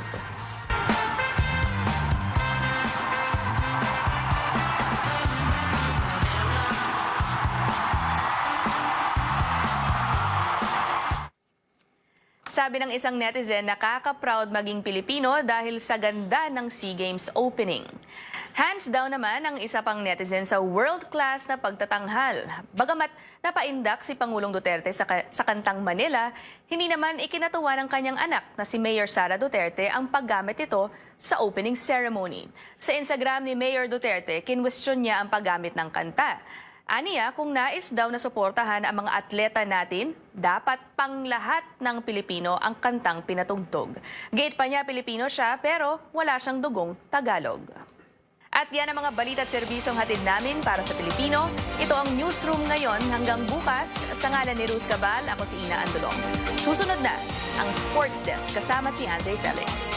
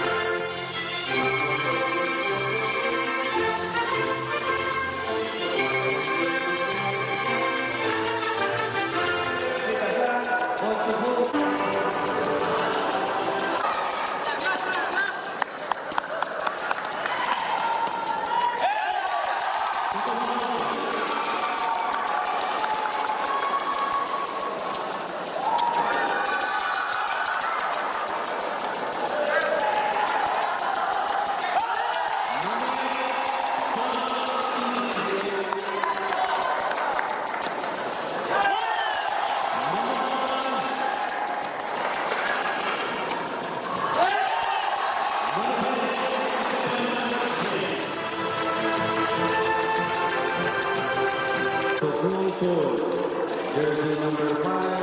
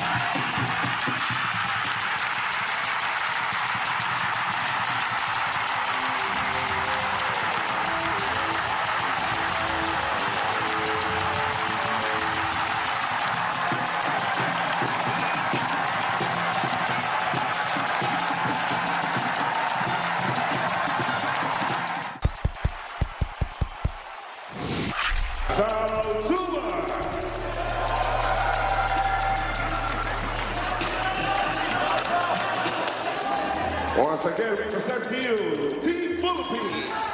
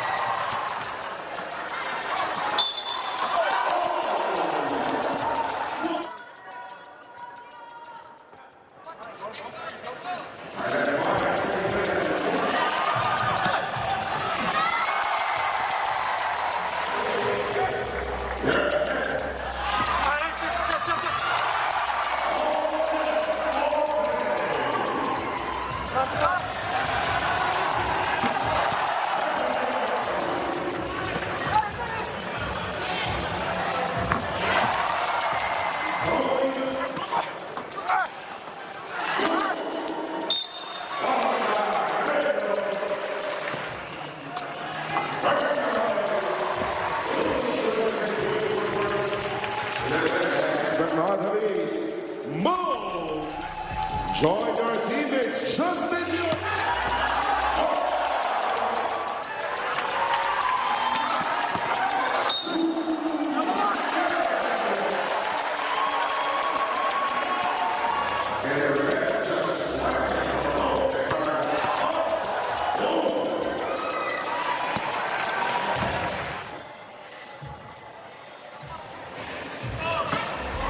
How about big hand for Mo Thompson?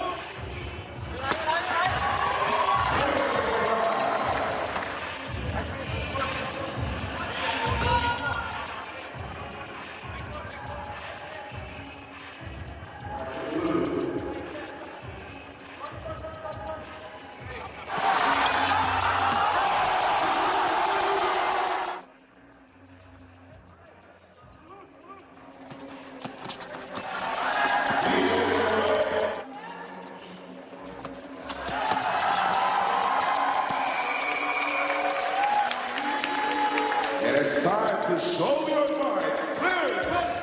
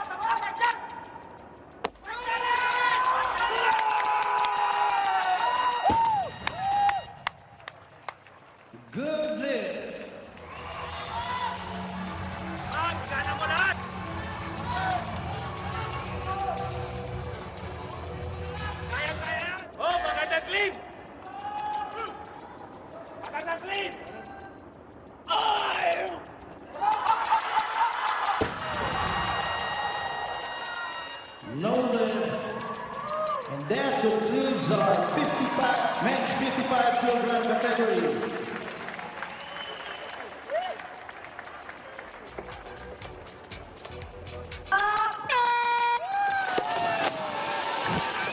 U.S. World Titles.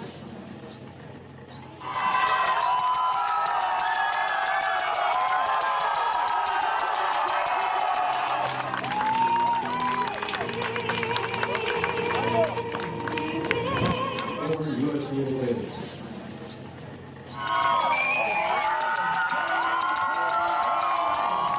For the 30th Southeast Asian Games.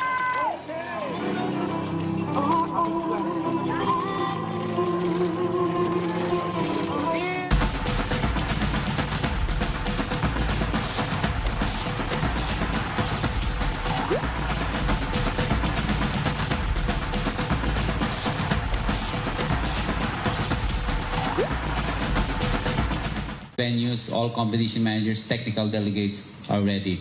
So, for example, basketball or volleyball.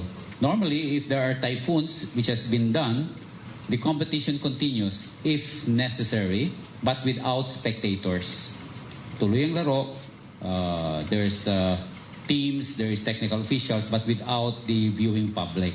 So as long as the category of the typhoon is still manageable, but if it's really strong, then we have to cancel the matches. So postpone or delayed or cancel. So anyway, it has been in place. Some people were asking if we will extend the SEA Games. I said no.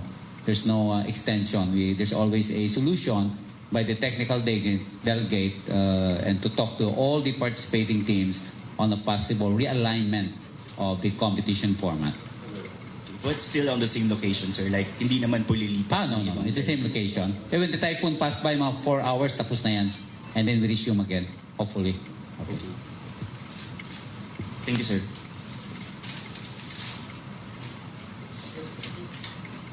Next question, please. 魏老您好，新华科技有更新。Samjung from Xinhua News Agency.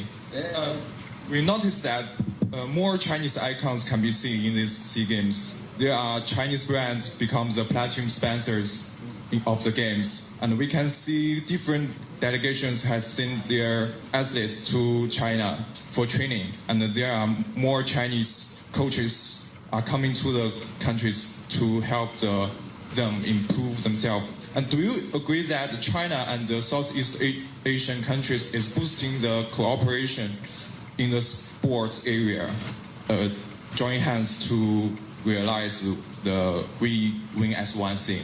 Thank you. So, as far as I know,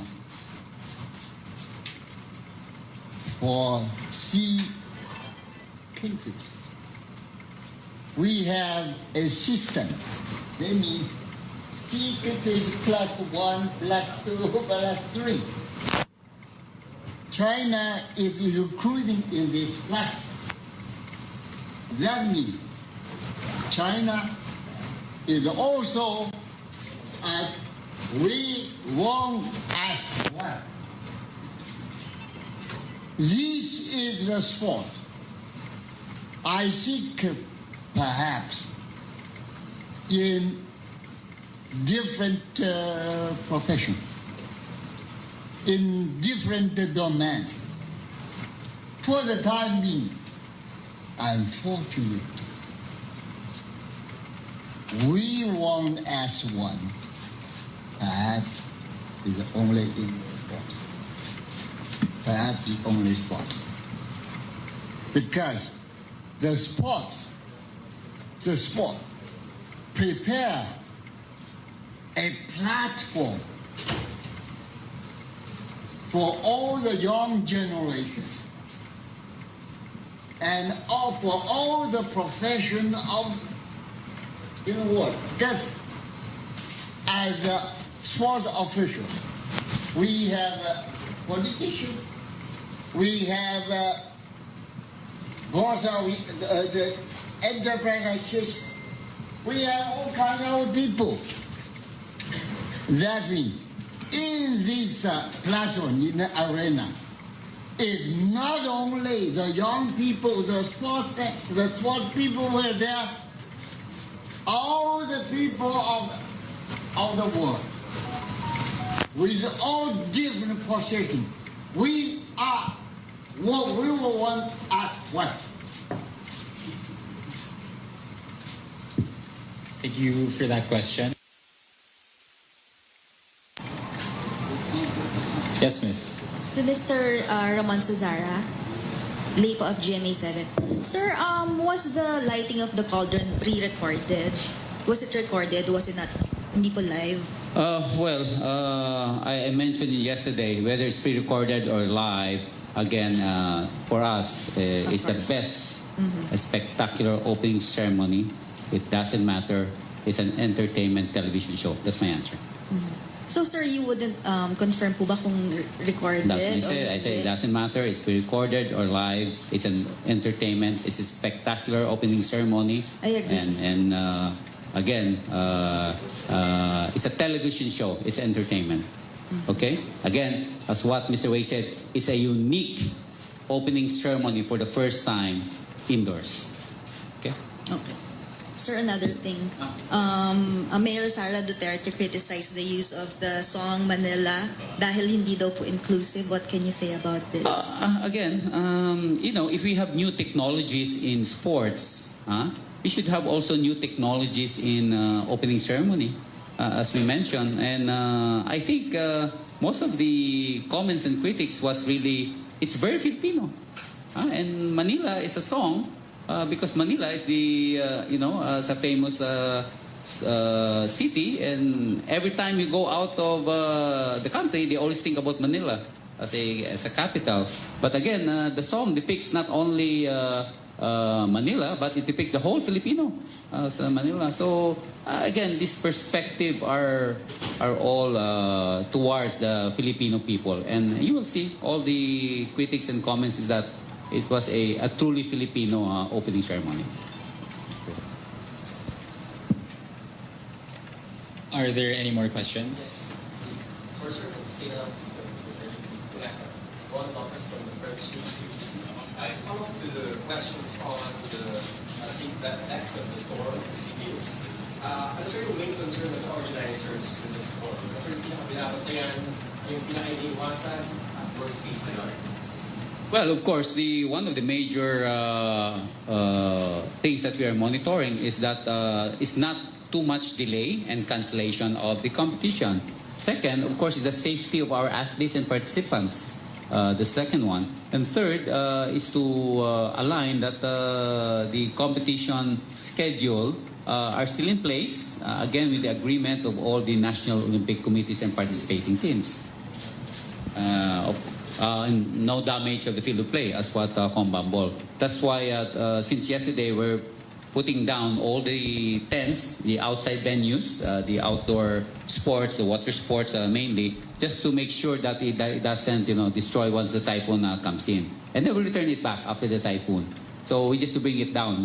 We are starting in Subic already, in Clark and in Metro Manila. Yung indoor naman, konti lang yan. Yung mga security tents lang, yung mga catering tents. We're putting it down also in Rizal Memorial also here. and it might affect the rebooking of those outgoing athletes kasi naka-schedule na yan at matatapos yung game ganong day. So nakabook na yun the following day. Ganoon naman talaga tayo pag may sports tournament. So pag na-delay ng konti, gagalaw din yung mga flight bookings mo. Sir, ano yung main consideration when canceling or rescheduling a specific event or games? Again, that is the decision of the FISGOC and the technical delegate. So a decision will be made both by FISGOC, the SEA Games Council, and the technical delegate. Again, as I said, there's a realignment based on the competition format, all this type of it. There are many guidelines on that of each sport. Each sport has different guidelines. So again, these are based on the competition rules of each game. Because in every competition, each sport has their own rules on cancellation, delay, lahat yan may kasama aside from the general one. All right, thank you for your question. I think we still have time for last two questions.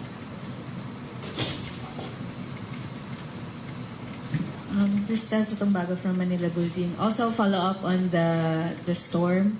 I heard that they might cancel or move the sailing events and windsurfing.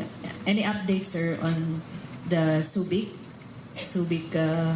events, especially the windsurfing kasi medyo malakas daw yung. No, normally, alam mo yung sailing and windsurfing pag walang hangin hindi tumutuloy, di ba? That is a basic. So I think after the storm passes, we can adjust 1 day or 2. Hindi mo problema. But normally, kahit naman normal days, kung walang hangin, talagang race director yan hindi pinapatuloy. They have to wait for the wind. That's a normal thing for windsurfing and sailing. So kung ma-extend ng konti, wala namang there's no sharing naman of the sailing windsurfing. Well, what is difficult if there's a sharing venue. Sailing windsurfing, wala naman sharing. Babalik ang wind nun kasi kaya napili yung San Fernando, La Union. That's the best wave and wind on this first week of December. Kaya hindi na punta sa ibang marami tayong sites na magaganda yung waves. So yung La Union talaga yung best. So after the storm, definitely babalik yung yung wind. If I may share, I've been in some games where some competitions where some games have been postponed because of weather conditions. But remedies are and the solutions are there on hand. The proper timing of when to postpone them is decided by the technical delegate or the one that is in charge of the sport.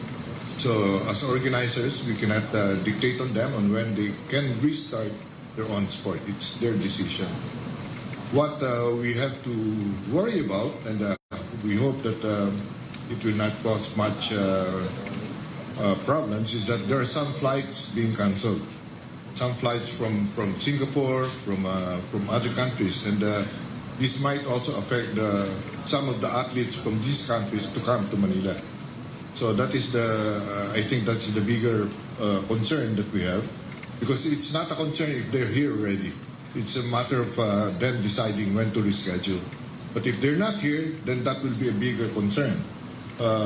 The technical delegate, just the same, of each sport, will have to make that decision, whether to continue or to wait for them. No? Chances are the decision will be to wait, because it's an unforeseen circumstance. One last question. To POC President Bambal. Sir, your thoughts about our gold medal haul? We're already surpassed our previous gold medal production in 2017. So do you think that this is a good indication that we can win the overall title? Of course, there's an adrenaline on the, di ba? Nag-snowball na yan. So, ang prediction ko nga 25 ang first day. Almost, kasi nawala lang yung 2 cyclists. Karoon ng na-accident yung di ba? So, 23 plus 2, dapat 25 yun. With that, nakita nyo na yung momentum. So, 100 plus is very doable. on my matrix and my prediction. Thank you. All right, we thank you so much for your questions. If there are no more closing messages, I believe the press conference is now concluded. We thank you so much for being here, and especially our guests. We thank you so much. That would be all.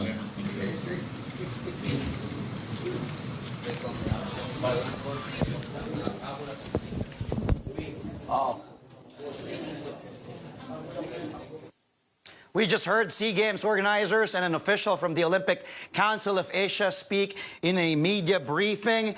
We heard Celso Dairit, Executive Committee Chairman of the SEA Games Federation Council, Ramon Tatsuzara, the Philippine SEA Games Organizing Committee Chief Operating Officer, Mr. Wei. Tropical cyclone wind signals, meron tayong mga major changes, especially dito sa may parting summer provinces and other parts of Bicol region. At meron tayong mga na-upgrade from signal number 1 into signal number 2. So mas nabawasan yung ating may signal number 1. Sa ngayon for Luzon, signal number 3 dito sa Catanduanes, Camarines Sur, Albay, Sorsogon, southern portion of Camarines Norte, kung saan kabilang ang mga bayan ng Daet, San Vicente, San Lorenzo Ruiz, Basud, and Mercedes. Signal number 3 na rin po sa Masbate, kabilang ang buong Ticao and Burias Islands, buong Romblon, at sa southern portion of Quezon, kabilang mga bayan ng Mulanay, San Narciso, San Francisco, and San Andres. Signal number 3 naman dito sa Northern Samar, gayon din sa northern portion of Eastern Samar, kabilang ang mga bayan ng Canavid, Dolores, Maslog, Oras, Arteche, Hipapad, and San Policarpio, at signal number 3 na rin sa northern portion ng Samar Province, kabilang ang Catbalogan, Diabong, Motiong, Paranas, San Jose de Buan, San Jorge, Pagsanghan, Tarangnan, Santa Margarita, Gandara, Matuginaw, Calbayog, Tagapulan, Almagro, at Santo Niño. Ito naman po yung ating signal number 2. Metro Manila, nasa signal number 2 pa rin tayo, as well as Bulacan, Bataan, Pampanga, and Nueva Ecija. Signal number 2 rin sa Southern Aurora, kabilang ang mga bayan ng Dipaculaw, Maria Aurora, Baler, San Luis, and Dingalan, Cavite, Batangas, Laguna, Rizal, and rest of Quezon, including Pulillo Island, signal number 2, Oriental and Occidental Mindoro, gayon din sa Marinduque, rest of Camarines Norte, Calamian Island sa Palawan, at sa southern portion of Zambales, kabilang ang San Marcelino, San Antonio, Castillejos, Subic, and Olongapo. Ito naman yung ating signal number 2 sa Visayas, rest of Eastern Samar and Samar, Miliran, Aklan, Capiz. Gayon din sa northern portion of Antique, sa Balderrama, Bugasong, Lawaan, Barbasa, Tibiao, Kulasi, Sebaste, Pandan, Libertad. Gayon din sa northern portion po of Iloilo, Haniway, Badiangan, Pototan, Barotac Nuevo, Anilao, Dingle or Dingle, Dueñas, Lambunaw, Kalinog, Pasi, San Enrique, Banate, Barotac, Viejo, gayon din sa San Rafael, Bingawan, Lemery, Ahuy, Sara, Concepcion, San Dionisio, Batad, Estancia, Balasan, and Carles. Meron din tayong signal number 2 sa northern portion ng Negros Occidental, Talisay, Calatrava, Silay, Enrique Magalona, Victorias, Manapla, Cadiz, Sagay, Escalante, and Toboso. Signal number 2 sa northern Cebu, kabilang na ang Daan Bantayan, Bantayan, Madridejos, Santa Fe, Medellin, Bogos City, San Remigio, Tabogon, Tabuelan, Tuburan, Carmen, gayon din sa Borbon, Sogod, Catmon, Asturias, and Camotes Islands. And finally for Visayas, northern portion of Leyte, Baybay, Mahaplag, Abuyog, Javier, MacArthur, Mayorga, La Paz, Dulag, Albuera, Barawen, Hulita, Tolosa, Tanawan, Tabon-Tabon, Tagami, Pastrana, Palo, Santa Fe, Tacloban, Alangalang, Haro, Babatngon, San Miguel, Barungo, Barugo, Tunga, Carigara, Capoocan, Leyte, Calubian, San Isidro, Tabango, Villaba, Cananga, Matagob, Palumpon, Isabel, Merida, and Ormoc. For Luzon, meron tayong signal number 1 din sa Southern Isabela, kabilang ang Palanan, Dinapigue, San Mariano, San Guillermo, Benito Soliven, Nagilian, Reyna Mercedes, Luna, Aurora, Cabatuan, San Mateo, Kawayan City, Alicia, Angadanan, Ramon, San Isidro, Etchague, Cordon, Tiago City, Jones, and San Agustin. At signal number 1 din sa mga probinsya ng Mountain Province, Ifugao, Benguet, Nueva Vizcaya, Ilocos Sur, La Union, Pangasinan, Quirino at natitirang bahagi ng Aurora and Zambales. Signal number 1 naman dito sa parte ng Visayas, rest of Antique, rest of Iloilo, Guimaras, rest of Negros Occidental, sa Metro Cebu, kabilang ang Balamban, Toledo, Pinamungahan, Aluginsan, Naga, Talisay, Cordova, Minglanilla, Lapu-Lapu, Mandaue, Cebu, Consolacion, Liloan, Compostela, and Danau City. At meron din tayong signal number 1 sa rest of Leyte at buong Southern Leyte. At for Mindanao naman, Dinagat and Siargao Island, meron pa ring signal number 1. So ano nga bang inaasahan natin? Until this afternoon, meron tayong minsang malalakas na mga pag-ulan sa Bicol Region, Samar Provinces, and Biliran. At meron din tsansa ng malakas na ulan sa Northern Cebu, Northern Negros Island, Dinagat Islands, Siargao Island, and rest of Eastern Visayas. Between this afternoon and tomorrow noon naman, meron tayong frequent hanggang sa tuloy-tuloy na malakas at minsan intense rains po dito sa may Bicol Region, Northern Samar, Southern Quezon, and Marinduque. Occasional heavy rains naman by tomorrow or between this afternoon and tomorrow noon sa Romblon, Mindoro Provinces, Samar, Eastern Samar, and rest of Calabarzon.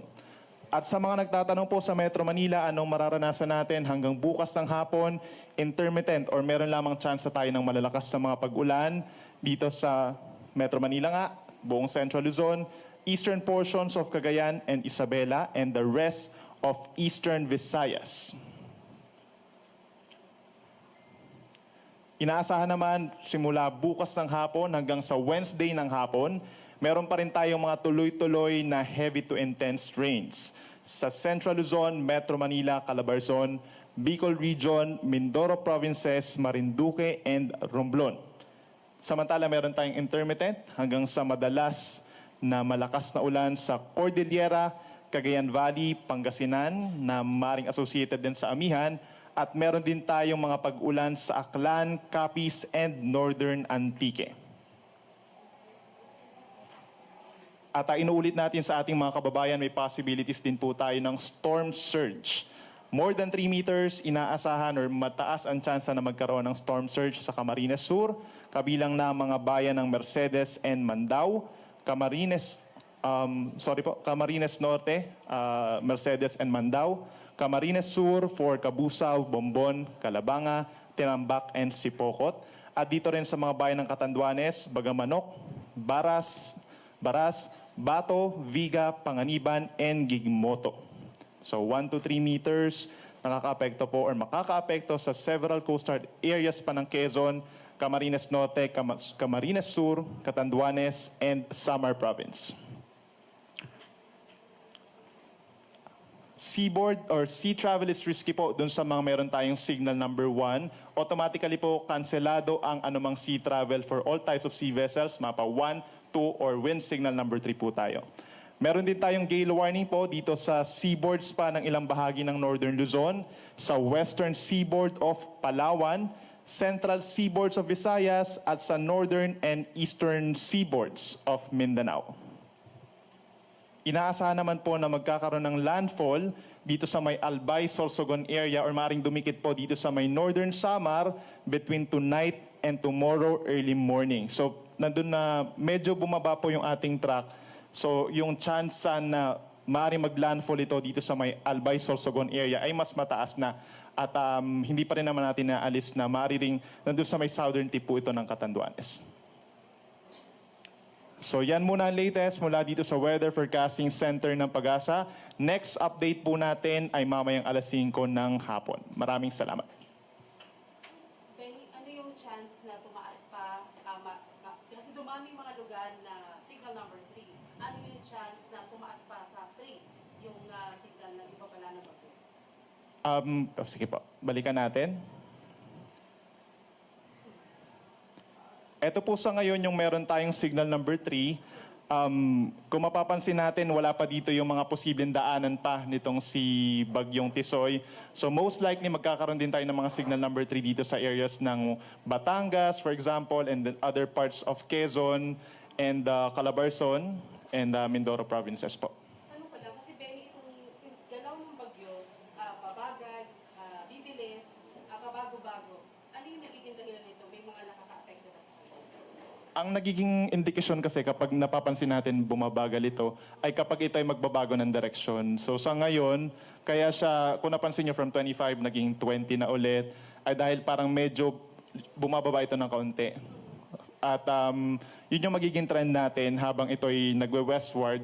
Naglalaro naman talaga yun sa 20 pero hindi na po babagal yun sa 10 or 15.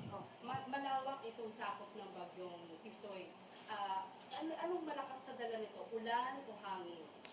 Ang kabuuan ni Tisoy is 800 kilometers po. At ang dala nito ay more on balanse. Balanse ito, no? Meron tayong malakas na hangin, hindi dapat natin yun i-disregard.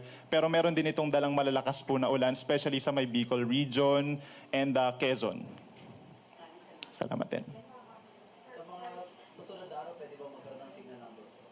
Ang signal number 4 kasi na-attain siya kapag lumakas pa ng konti itong si Tisoy. But since ngayon hindi pa naman siya inaasang lalakas, hanggang signal number 3 tayo. Sa Metro Manila, is it more rains or mas mahangin? Mula mamaya hapon hanggang bukas? Actually, yung dito sa Metro Manila, given na urban area tayo at maraming tao, mas mapanganib para sa atin yung ulan kasi maraming bahain na lugar dito sa Metro Manila. But then, dahil nakataas na tayo sa signal number 2, yung hangin natin na mararanasan is around 120, up to 120 kph. At meron pa rin tayong mga lugar dito sa Metro Manila kung saan yung mga tao ay nakatira sa vulnerable na structures. So, maaring maging sanhi din yun yung kapag natumba yun ng malakas na hangin, ay delikado rin po sa kanila. For Metro Manila, nandun yung possibility na magkaroon tayo ng signal number 3, especially dun sa may lower half. All right, that was the Pag-asa briefing on Typhoon Tisoy. According to weather specialist Benison Estareja, Typhoon Tisoy will retain its strength over the next 24 hours while moving westward towards the Bicol Peninsula. Now, more areas are under signal number 3 right now. They did change some of the areas that they have put.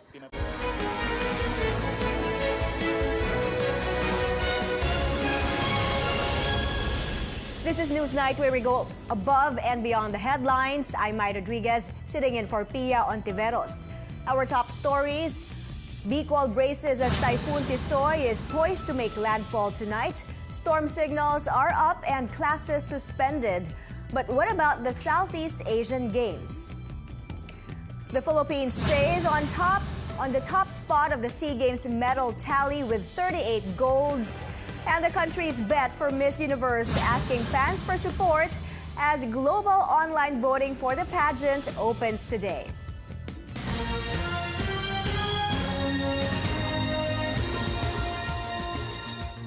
Breaking news at this hour, Olympic silver medalist Heidelin Diaz clinches another gold medal for the Philippines in weightlifting. She bags her first SEA Games gold after lifting a total of 211 kilos. Pauline Versosa is on the phone to give us more details. Pauline, go ahead. That's right, Mai. This is Heidelin Diaz's first gold medal in the Southeast Asian Games. The 28-year-old Olympic silver medalist dominated the competition, lifting a total of 211 kilograms in the women's 55-kilogram category. In the snatch session, Diaz lifted 91 kilograms in her second attempt and then lifted 120 kilograms in her third attempt in clean and jerk. So the crowd went crazy as Heidelin came out. They were supporting her. They went all out in showing their Pinoy pride for our gold medalist, Heidelin Diaz, in this SEA Games. Meanwhile, Vietnam bagged silver with a total of 197 kilograms, followed by Indonesia with 175 kilos. According to the Zamboanga native, her victory today is extra special because this is the first time that her parents watched her live. They flew all the way from Zamboanga last Saturday, and they were very emotional upon seeing their daughter triumph.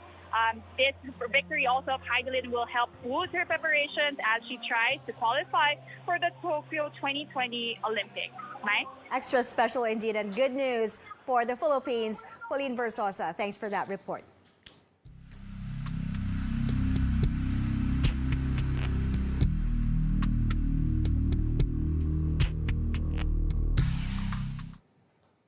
The country hunkering down for the growing threat of Typhoon Tisoy. Weather Bureau Pag-asa says Tisoy has slightly intensified and its eye wall is now hitting northern Samar. That means intense rainfall and violent winds now pounding the area. In the next 3 hours, Tisoy's eye wall will also hit Sorsogon, Albay, Catanduanes, and Camarines Sur. Signal number 3 up in those provinces as well as in Camarines Norte, Masbate, Romblon, Marinduque, and the southern portion of Quezon.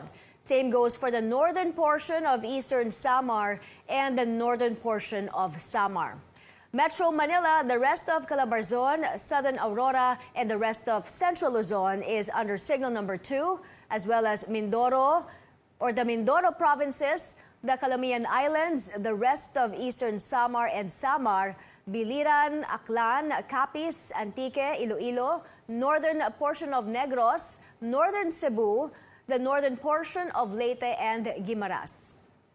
Under signal number 1, Southern Isabela Mountain Province, Ifugao, Benguet, Nueva Vizcaya, Ilocos Sur, La Union, Pangasinan, Quirino, and the rest of Aurora, Visayas, the rest of Negros Occidental, Metro Cebu, the rest of Leyte and Southern Leyte, and also Mindanao, the Ninagat Islands, and Siargao Island. Let's first head to Quezon Province, which is along Typhoon Tisoy's path. The southern portion of Quezon is under signal number 3. Tisoy is expected to bring more rains in the area by tomorrow. Our Caroline Bongkin is live from the coastal town of Atimonan, east of the provincial capital, Lucena City. Caroline, how are residents preparing there? Mai, they've been preparing all day. As of this time, we've been experiencing powerful winds and strong rains here in the coastal town of Atimonan in Quezon Province. Municipal Disaster Risk Reduction Management Council met this morning to prepare for the onslaught of Typhoon Tisoy. They looked at all the possibilities, at what they do in case of a massive flooding or landslide to hopefully achieve zero casualty by the time Typhoon Tisoy exits the country. Strong winds pushing these trees to their limits. Heavy rains every now and then. Typhoon Tisoy already making its presence felt over Atimonan, Quezon on Monday morning. Huge waves slam the coastline. Teachers Alex Vera Cruz and Ferdinand De Heran are stranded as boats aren't allowed to sail home to their island town, Alabad. May pamilya, dapat makauwi talaga. Ninervous na po ay pag malakas ng dagat. Learning from Typhoon Glenda in 2014, which destroyed over 10,000 houses, many residents fear Tisoy will blow away their roofs. Lilibet asked her neighbor to tie her roof to a nearby concrete post. She's also packed her children's clothes. But Lilibet is not going with them to the evacuation center. Kung talagang kinakailangan, yung lang mga anak ko, pero talagang ako may iwan dito sa bahay namin. Hindi ko pwedeng iwan dito. Over 30 villages in Atimonan are either flood or landslide prone, including the one near a national highway, which may leave people going to Bicol or Metro Manila stranded. May pagkakataon po na kung malakas yung bagyo ng mga nakaraang panahon ay nagiging hindi madaanan na yung Maharlika Highway. nung mag-overflow yung ilog na kung saan ay dadaanan ng mga tao papuntang Bicol. But no matter how often they're flooded, village chiefs still had a hard time convincing other residents to evacuate. Ay sila ma'am may naalis na yung kalakasan na, kaya matitigas din ang ulo ng aming kabarangay. Sila naalis ay yung malakas na. Ayaw nilang iwan yung kanilang mga tahanan.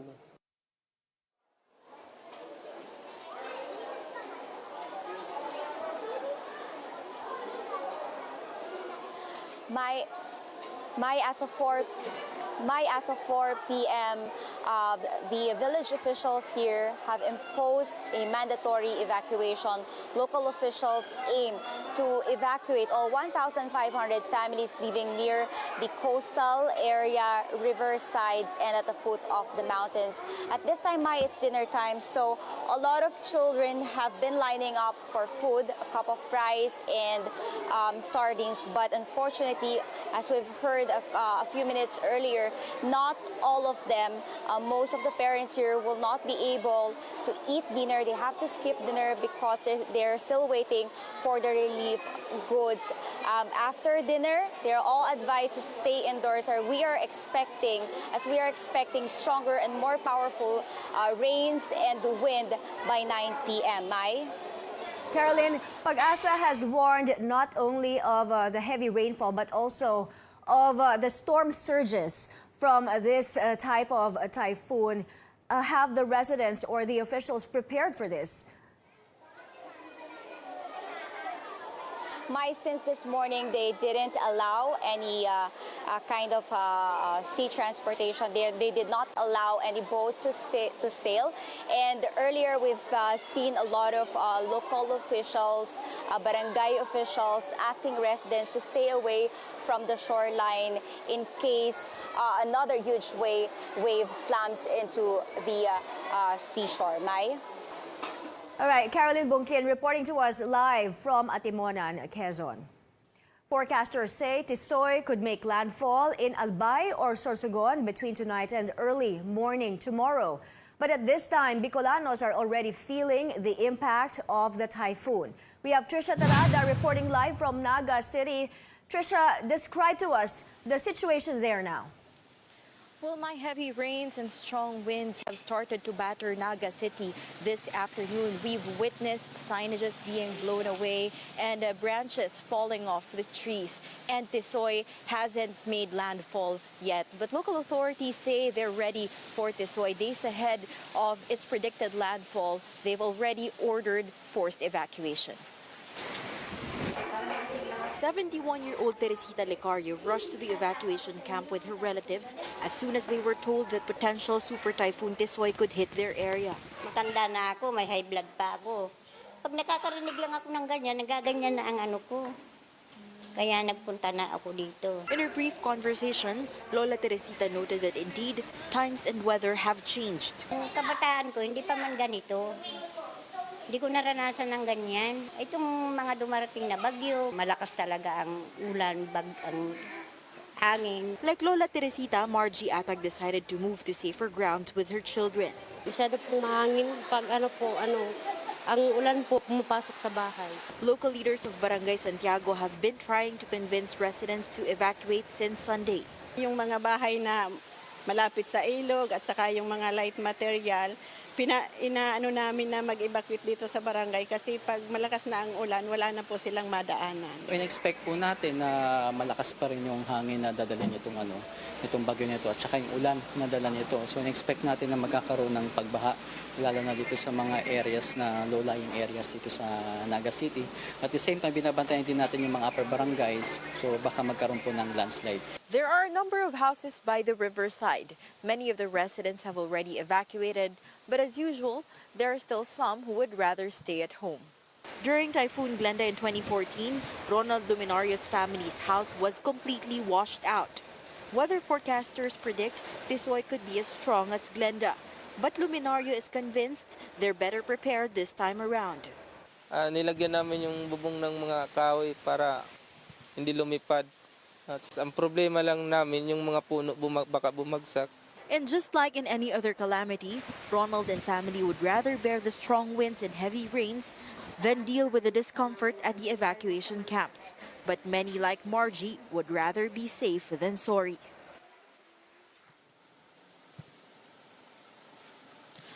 As of noon time, more than 200 families or over 1,000 individuals have already evacuated. Incident Command Post Chief tells us that they've already deployed teams to help in the evacuation and at the same time respond to emergency situations, if any. Mai?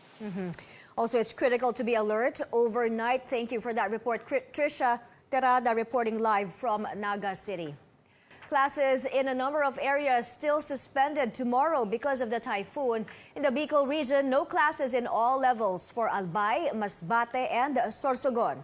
Hashtag walang pasok as well for some towns in the province of Laguna, including Cavinti, Fami, Liliw, Lumban, and Nagcarlan. Local governments in Eastern Visayas also calling off classes tomorrow.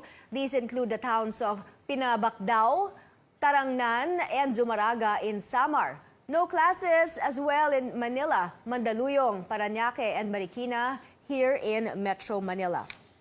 Many flights also canceled today because of Tisoy, and the cancellations continue at least until tomorrow. Among the affected domestic flights from Philippine Airlines, Cebu to Manila and vice versa, as well as General Santos and Davao flights. Canceled international flights include those bound for Los Angeles, California and back, Vancouver, Toronto, San Francisco, and New York.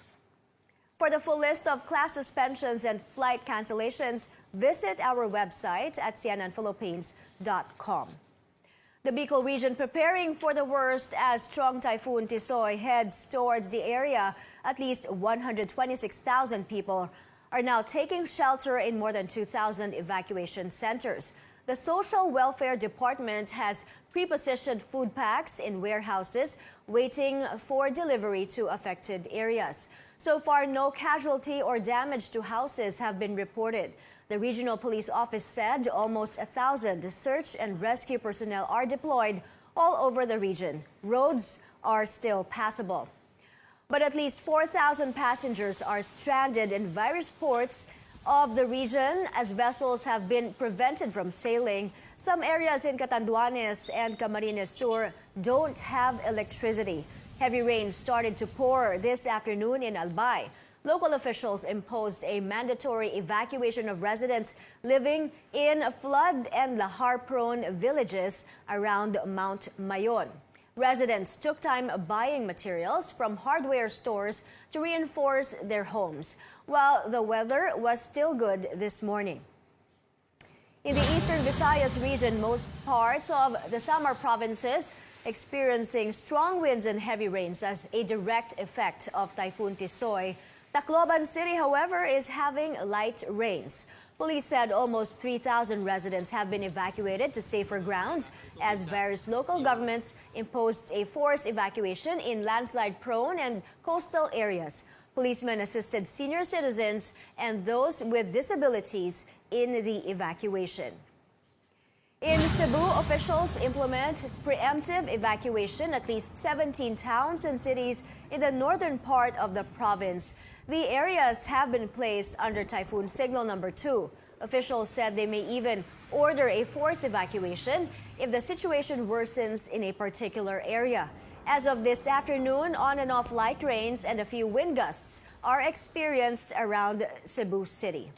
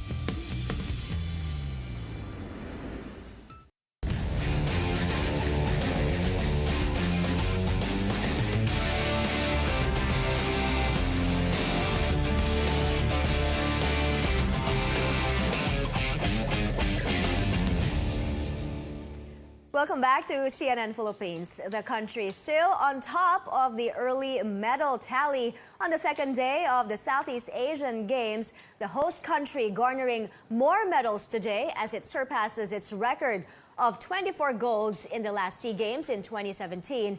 The Philippines now has 38 gold medals. The latest additions are from the women's and men's 3x3 basketball, arnis, and weightlifting. Speaking of arnis, it's a sweep for the women's team after bagging 4 golds for the Philippines. The men's team also gives us pride with their wins. Our George Cahiles gives us the details live from Angeles, Pampanga. George, go ahead. My Filipino aristadores show what smoking stick means as they rake in 7 of 8 gold medals in the full combat padded stick events today.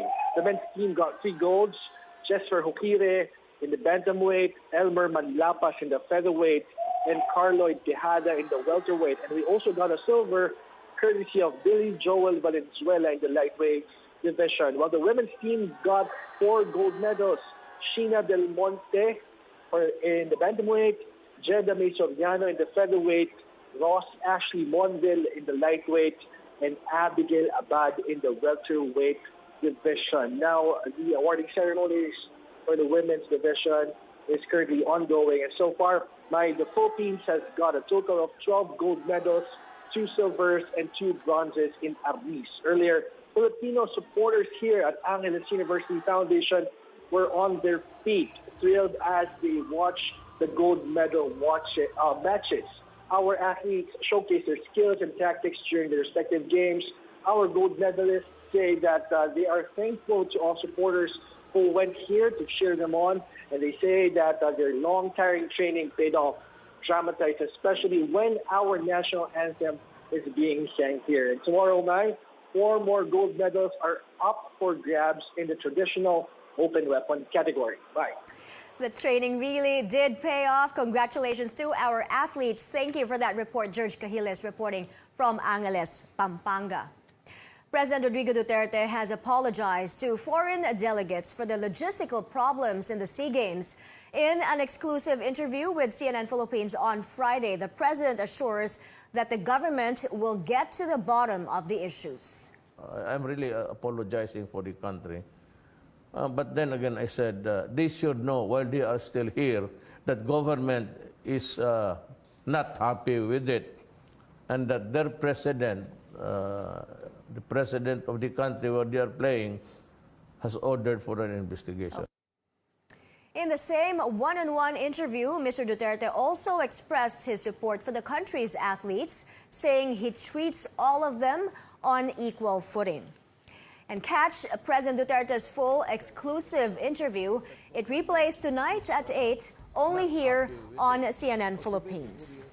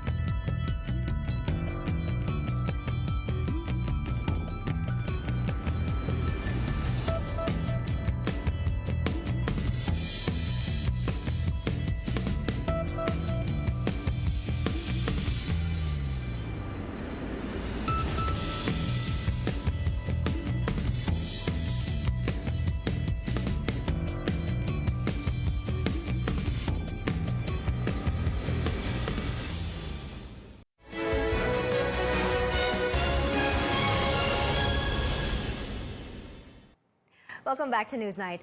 The country dominates the 3x3 basketball events in the sport's debut at the Southeast Asian Games. With a double victory on the court, the Cagers bring up our tally to 38 gold medals. Sam Corrales joins us on the line from San Juan. Hi, Sam. How did the country complete a sweep? Yes, my Gilas Pilipinas made the country proud as they bagged the first 2 gold medals in the 3x3 basketball tournament, with the sport making its debut in the 30th Southeast Asian Games.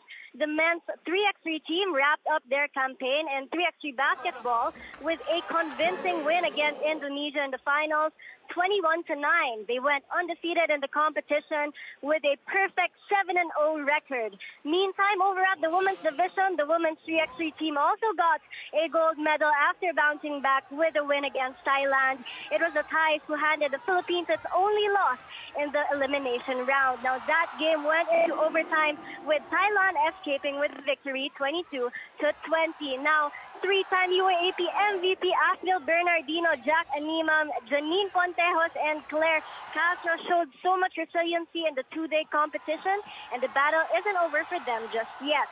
They will also be competing in the 5-on-5 competition in the SEA Games, which will run from December 4 to 10. I got to speak to their head coach, Pat Aquino, and he says they are heading to the practice right after the awarding ceremony. Mai? Thank you, Sam Corrales, reporting from San Juan. And that's it for now. I'll see you at 7 for the second edition of Newsnight. I'm Mai Rodriguez.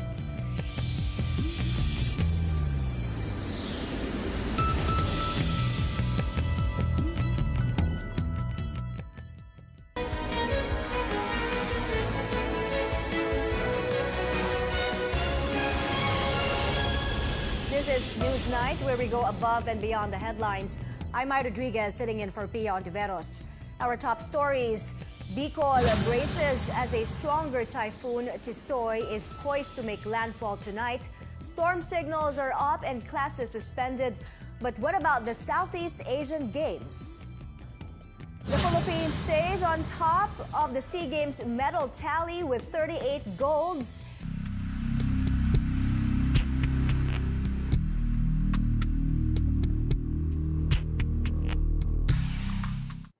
The country hunkering down for the growing threat of Typhoon Tisoy. Weather Bureau Pag-asa says Tisoy has slightly intensified and its eye wall is now hitting northern Samar.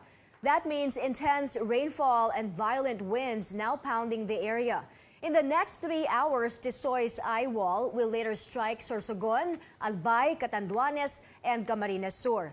Signal number 3 up in those provinces as well as in Camarines Norte, Masbate, Romblon, Marinduque, and the southern portion of Quezon. Same goes for the northern portion of eastern Samar and the northern portion of Samar.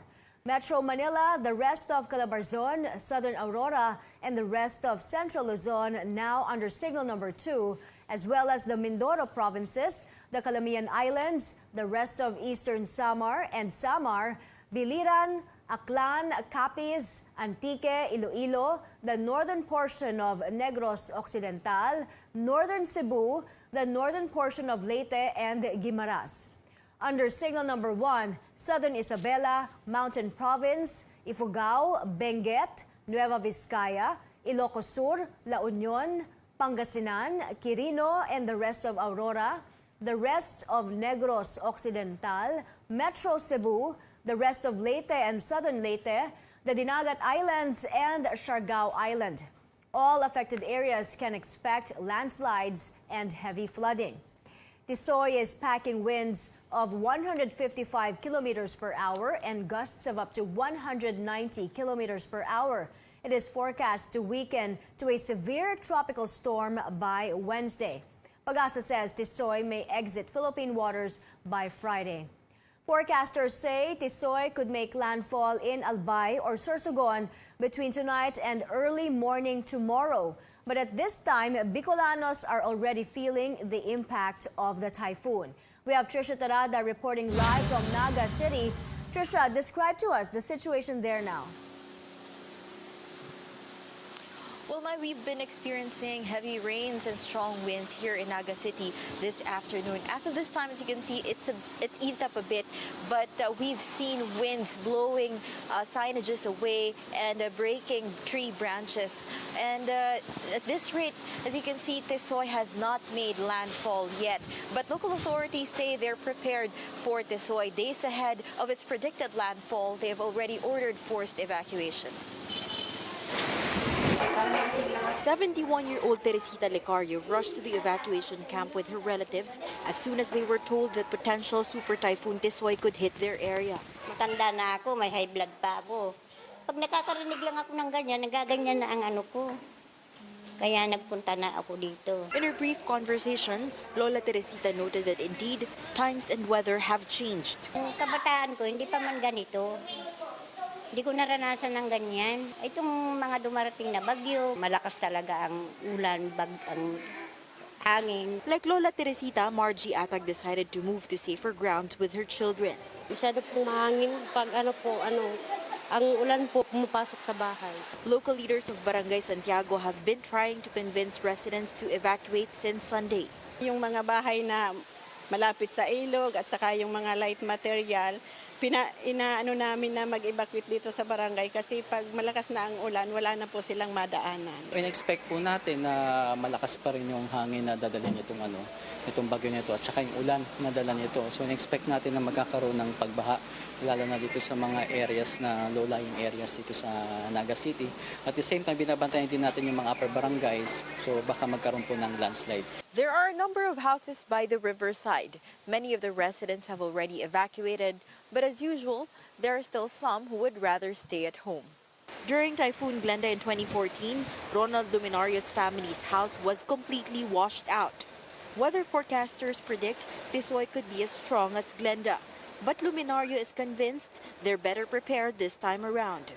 Nilagyan namin yung bubong ng mga kahoy para hindi lumipad. At ang problema lang namin yung mga puno baka bumagsak. And just like in any other calamity, Ronald and family would rather bear the strong winds and heavy rains than deal with the discomfort at the evacuation camps. But many, like Margie, would rather be safe than sorry. Well, as of noontime, more than 200 families or over 1,000 individuals have already evacuated. Incident Command Post Chief tells us that they've already deployed teams that will help in the evacuation and respond to emergency situations if there's any. Mai? Trisha, like what you said, many families have evacuated since Sunday. Now, how's their situation like? Are there enough supplies? Well, so far, based on the areas that we visited earlier, there are food rations 3 times a day. There are pre-positioned goods, at least in the evacuation camps that we visited. But some evacuees actually came in prepared. They have their own mats, their own food and supplies that will last them for 2 to 3 days. Mai? All right, keep safe. Trisha Tarada reporting live from Naga City. Let's now head to Quezon Province, which is along Typhoon Tisoy's path. The southern portion of Quezon is under signal number 3. Tisoy is expected to bring more rains in the area by tomorrow. Our Caroline Bungkin is on the phone from the coastal town of Atimonan, east of the provincial capital, Lucena City. Hi, Caroline. How are residents there preparing? Many residents here have been bracing themselves for the stronger winds and the heavy rainfall. As Typhoon Tisoy approaches Quezon Province, right now we're experiencing some rains and powerful winds at the evacuation center. They've been advised to stay indoors before 9 p.m. when we are expecting even more strong winds later. Strong winds pushing these trees to their limits. Heavy rains every now and then. Typhoon Tisoy already making its presence felt over Atimonan, Quezon on Monday morning. Huge waves slam the coastline. Teachers Alex Vera Cruz and Ferdinand De Heran are stranded as boats aren't allowed to sail home to their island town, Alabad. Pag po ang inis may pamilya, dapat makauwi talaga. Nininervous na po ay pag malakas ng dagat.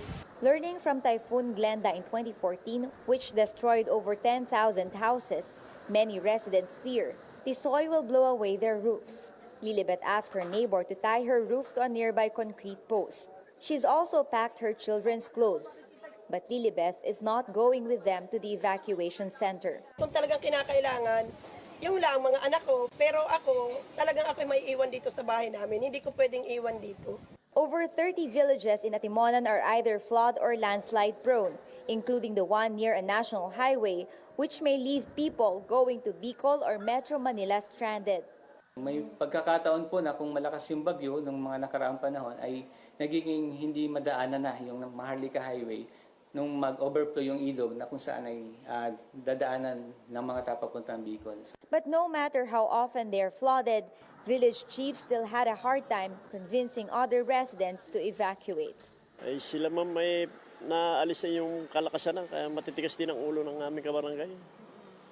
Sila naalis ay yung malakas na.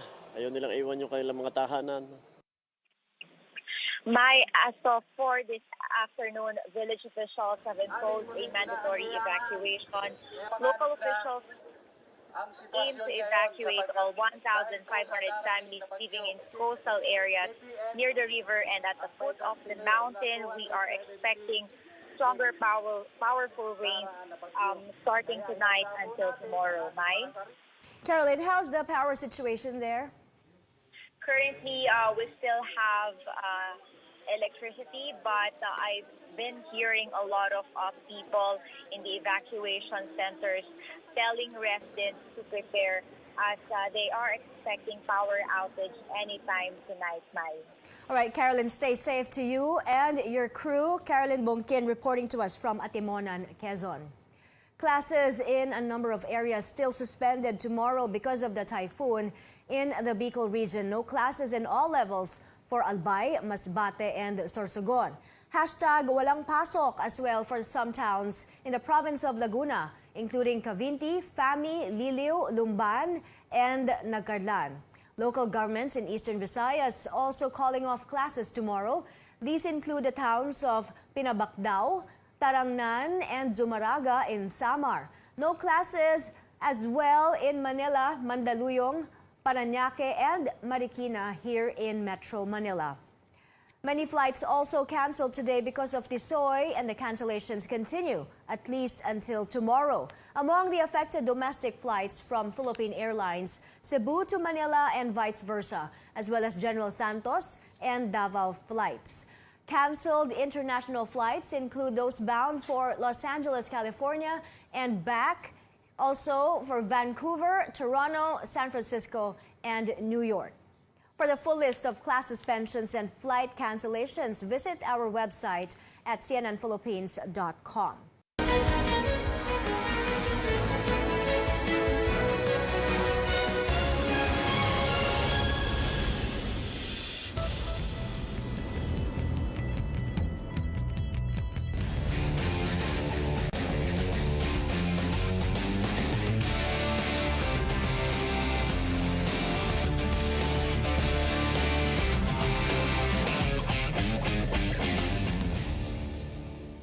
Welcome back to CNN Philippines. The gold rush continues for the Philippines, which still leads the pack in day 2 of the SEA Games. It's been a great day for our national athletes as we have surpassed our gold medal output in 2017. Paulo Barcelon joins us from the International Broadcast Center in Pampanga. Paulo, excellent performance from our athletes. Now, how many gold medals did we get today?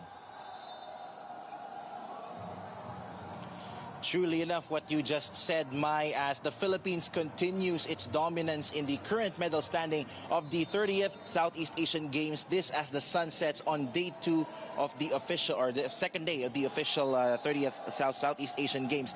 Now, the Philippines still number 1 in the tally after winning a total of 38 gold medals. 8 golds coming in the last 2 hours. The most recent one, Heidelin Diaz's first ever SEA Games gold after winning the women's 55 kilogram weightlifting competition. Gilas Pilipinas also snagged gold medals in 3x3 basketball after both our men's and women's teams beat Indonesia and Thailand respectively to become the inaugural SEA Games 3x3 champions. Arnis also continued to win big today, Mai, as our Filipina Arnisadors Abigail Abad, Rosh Ashley Monville, Sheena Del Monte, Jeddah May Soriano swept all 4 women's padded stick competitions. This makes it a total of 7 Arnis golds today alone for the host nation. In lawn bowls, the Philippines snagged a gold medal in the men's spears division, courtesy of Angelo Morales and Rodel Labayo. All in all, we have 38 gold, 19 silver, and 10 bronze medals so far. Meantime, other ASEAN countries scrambling to earn their gold medals. Vietnam is still at second place in the medal tally with 10 golds, tying with Malaysia, which also won a total of 10 golds as of 6 p.m. Indonesia and Thailand, meanwhile, are tied with 6 golds apiece. They sit at 4th and 5th place in the medal tally. Mai? Paolo, when are we going to expect the bulk of the gold medals at stake for the SEA Games? Well, Mai, we're expecting a minimum of at least 80 medals in both December 8 and 9, as athletics will dominate most of the medal events during those 2 days. On December 8, there will also be esports medal events. That sport being played for the first time in this edition of the SEA Games. Come December 9, we should also expect medal events in boxing. So we'll see if our nation can produce gold medals and box for the win. Back to you, Mai. Right, Paolo Barcelon reporting from the International Broadcast Center in Pampanga. An impressive debut for weightlifter Heidelin Diaz as she bags her first gold medal in the SEA Games. The Olympic silver medalist dominated the competition, lifting a total of 211 kilograms in the women's 55-kilogram category. Vietnam bagged silver with a total of 197 kilograms, followed by Indonesia, which cleared 175 kilograms.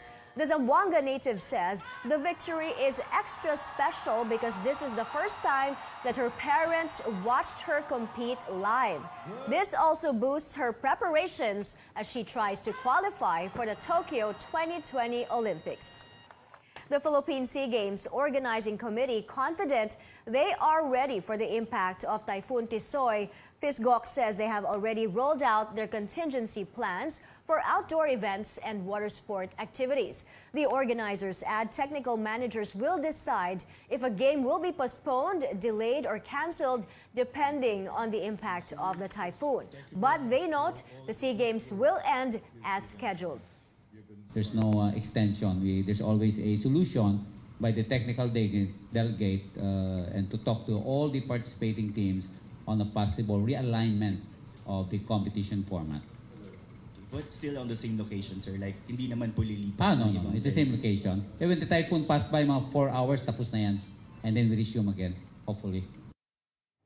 President Rodrigo Duterte has apologized to foreign delegates for the logistical problems in the SEA Games. In an exclusive interview with CNN Philippines on Friday, the president assures that the government will get to the bottom of the issues. I'm really apologizing for the country. But then again, I said, they should know while they are still here that government is not happy with it and that their president, the president of the country where they are playing, has ordered for an investigation. In the same one-on-one interview, Mr. Duterte also expressed his support for the country's athletes, saying he treats all of them on equal footing.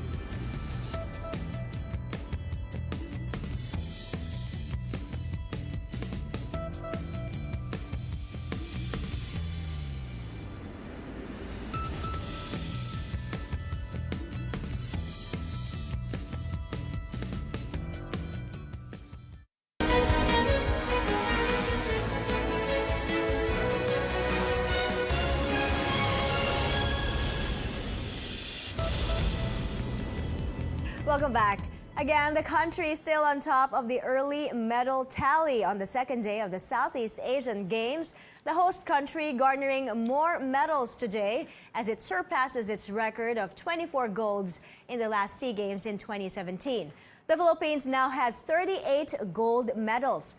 The latest additions are from the women's and men's 3x3 basketball, tennis, and weightlifting.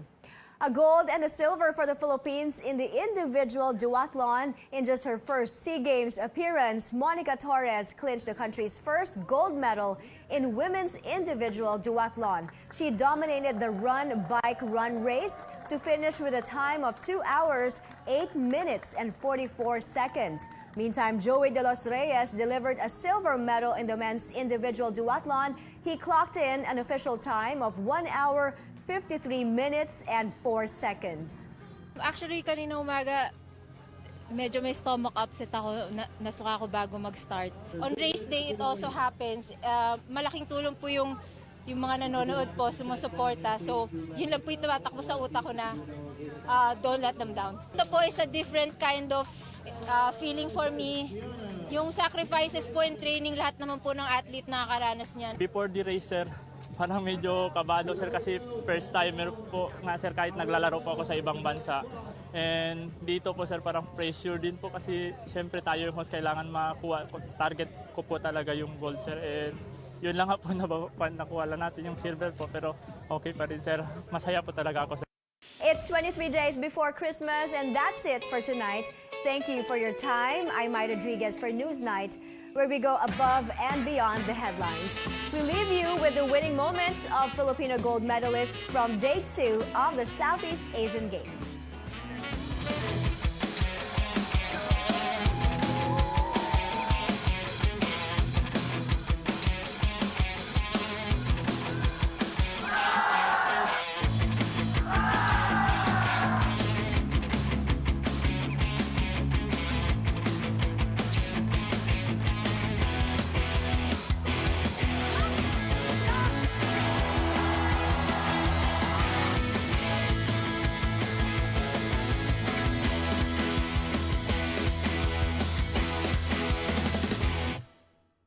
Closed and classes are suspended. But what about the Southeast Asian Games? The Philippines stays in the top spot of the SEA Games medal tally with 38 golds. Good evening, I'm Mai Rodriguez. Welcome to the newsroom.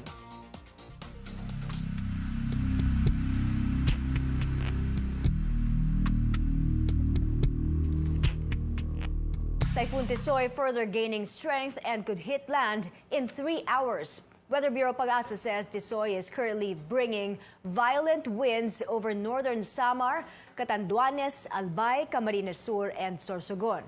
Signal number 3 up in those provinces as well as in Camarines Norte, Masbate, Romblon, Marinduque, and the southern portion of Quezon. Same goes for Oriental Mindoro, the southern portion of Batangas, northern Samar, the northern portion of eastern Samar, and the northern portion of Samar. Now under signal number 2, Metro Manila, Bulacan, Bataan, Tarlac, Pampanga, Nueva Ecija, Southern Aurora, Cavite, the rest of Batangas, Laguna, Rizal, the rest of Quezon, including Polillo Islands, Occidental Mindoro, Calamian Islands, Zambales, Cuyo Islands, Pangasinan, the rest of eastern Samar, the rest of Samar, Biliran, Aklan, Capiz, Antique, Iloilo, the northern portion of Negros Occidental, the northern portion of Leyte, and Guimaras. Under signal number 1, Southern Isabela, Mountain Province, Ifugao, Benguet, Nueva Vizcaya, Ilocos Sur, La Union, Quirino, the rest of Aurora, the northern portion of Palawan, the rest of Negros Occidental, Negros Oriental, Bohol, Siquijor, the rest of Cebu, the rest of Leyte and southern Leyte, the Dinagat Islands, and Siargao Island. All affected areas can expect landslides and heavy flooding. Tisoy is packing winds of 165 kilometers per hour and gusts of up to 230 kilometers per hour. It is forecast to weaken to a severe tropical storm by Wednesday And by Thursday afternoon, Pag-asa says Tisoy may exit Philippine waters. To prepare for the expected onslaught of Typhoon Tisoy, the Manila International Airport Authority suspends flights at the Ninoy Aquino International Airport. Terminals will be closed from 11 in the morning until 11 in the evening tomorrow. Airport management says priority will be given to scheduled flights once operations resume. Recovery for rescheduled flights will be accommodated on a first-come, first-served basis. Signal number 3 is already up at the southern portion of Quezon. Tisoy is expected to bring more rains in the area by tomorrow. Our Caroline Bongkin is live from the coastal town of Atimonan, east of the provincial capital, Lucena City, and we will get to her live once her signal is up. More than 4,000 passengers are stranded in various seaports in Albay, Camarines Sur, Sorsogon, and Masbate. This amid worsening weather conditions brought about by Typhoon Tisoy. The police regional office says as of 2 p.m., nearly 800 vehicles and 23 ships are stranded in Masbate and Sorsogon, but roads are still passable. The Bicol Central Station in Naga also reported provincial buses from Iriga, Legazpi, and Daet are making less trips, while those bound for Lagonoy, Camarines Sur have no buses on queue. For travelers planning a trip to Manila, Cagsawa and Bicol Isarog buses have canceled their Manila-bound night trips today, while Raymond Bus, DLTB, and Philtranco are continuing operations until further notice. Forecasters say Tisoy could make landfall in Albay or Sorsogon between tonight and early morning tomorrow. But at this time, Bicolanos are already feeling the impact of the typhoon. We have Trisha Tarada reporting live from Naga City. Trisha, describe to us the situation there now. Well, we're experiencing brownouts here in Naga City as moderate to heavy rains and very strong winds continue to batter our area. Now, hours before we went on the air, we've been going around the city and we've heard 2 explosions. Apparently, 2 guards on duty tell us that 2 transformers exploded. They suspect it's because of the very strong winds, and this could have also caused a wire to get torn down on the streets. Now, apart from this, we've also seen very strong winds blowing signages away and breaking branches off the trees. And at this rate, Typhoon Tisoy has not yet made a landfall.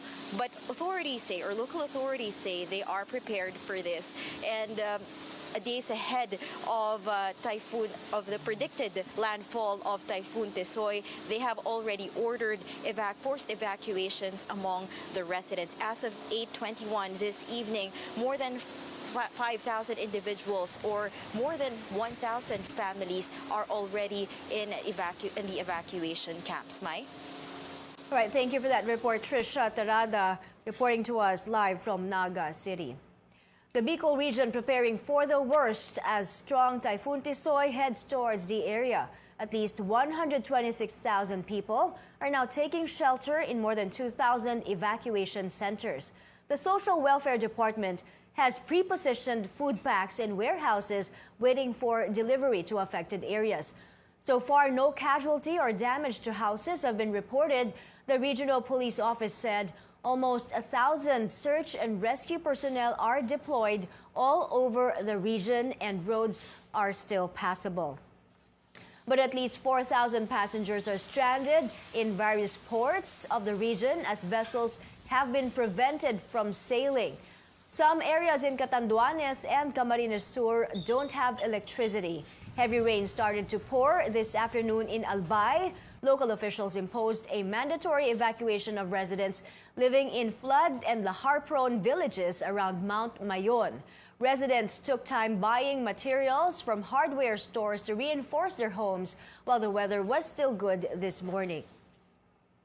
In the eastern Visayas region, most parts of the Samar provinces experiencing strong winds and heavy rains as a direct effect of Typhoon Tisoy. Tacloban City, however, is having light rains. Police said almost 3,000 residents have been evacuated to safer grounds as various local governments imposed forced evacuation in landslide-prone and coastal areas. Policemen assisted senior citizens and those with disabilities in the evacuation. In Cebu, officials implemented a preemptive evacuation in at least 17 towns and cities in the northern part of the province. The areas have been placed under Typhoon Signal number 2. Officials said they may even order a forced evacuation if the situation worsens in a particular area. As of this afternoon, on and off light trains and a few wind gusts are experienced around Cebu City. Signal number 3 is up at the southern portion of Quezon. Tisoy is expected to bring more rains in the area by tomorrow. Our Caroline Bongkin is live from Atimonan in Quezon. Caroline, what's the situation there? Our team is just outside the hotel as authorities advise people here in Atimonan to stay indoors before 9 p.m. That's something that I hope everyone followed, as we have been getting heavier rains here from time to time in the past hour and a half. We have also been experiencing stronger, colder winds. It's quite dark out here, and rescuers earlier advised that it is potentially dangerous to be outside at this time. For one, there might be flying debris. As of 7:20 p.m., over 3,000 individuals from 28 barangays have been evacuated, and they're the ones who are living in the coastlines near the river and the foot of the mountain. Despite threats of flood, storm surge, and landslides, officials hope there would be no casualty this time. And just an update, we still have to confirm, but I think some portions of Atimonan is experiencing power outage now, All right, it's just a few hours before landfall. Caroline, stay safe over there, and to your crew.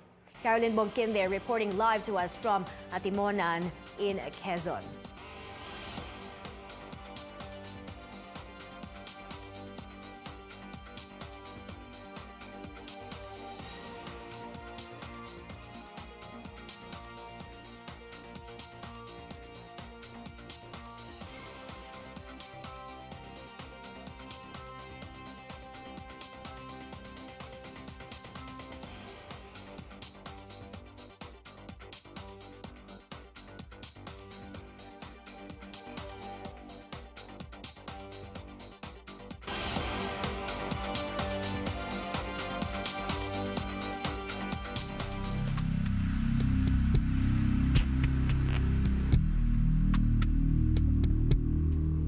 You're back in the newsroom on CNN Philippines.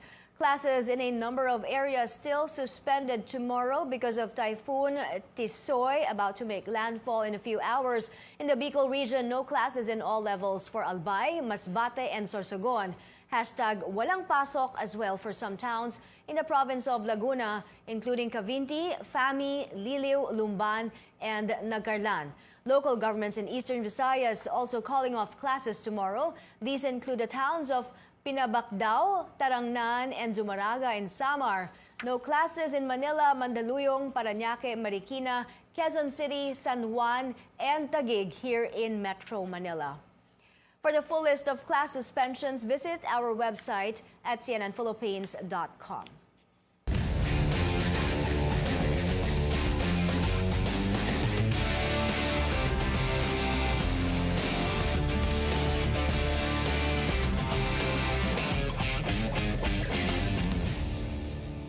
Olympic silver medalist Heidelin Diaz clinches another gold medal for the Philippines in weightlifting. She bags her first SEA Games gold after lifting a total of 211 kilos.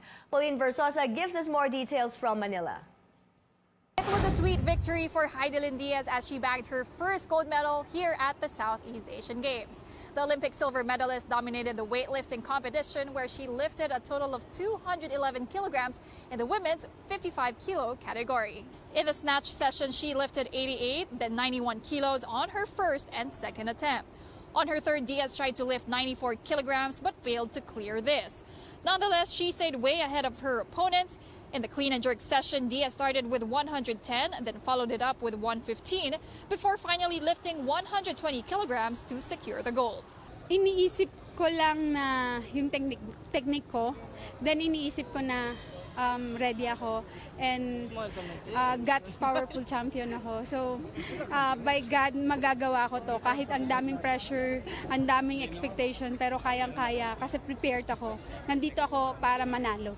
The 28-year-old Zamboanga native says her victory is extra special with her parents watching her in the audience for the very first time. Masaya kami.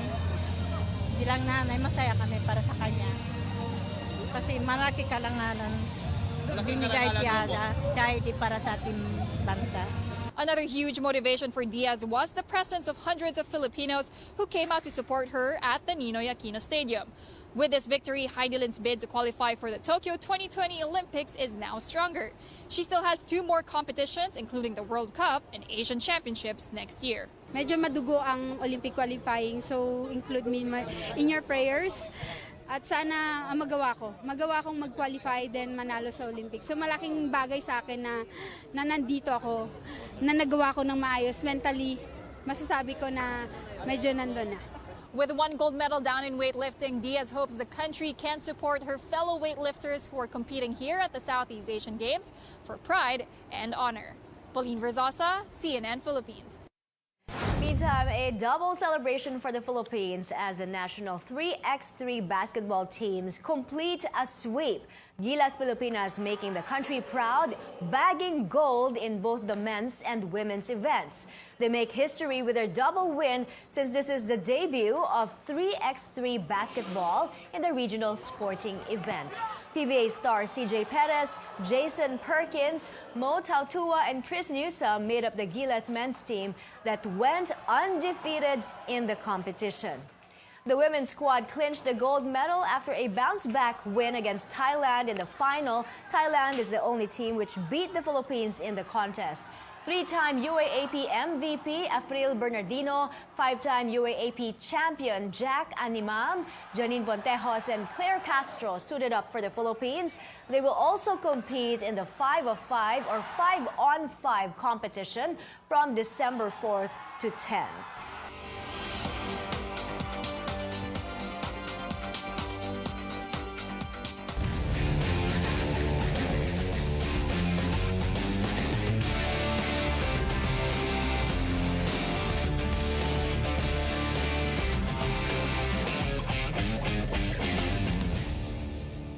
Thanks for staying with us in the newsroom. Again, the country is still on top of the early medal tally on the second day of the Southeast Asian Games. The host country garnering more medals today as it surpasses its record of 24 golds in the last SEA Games in 2017.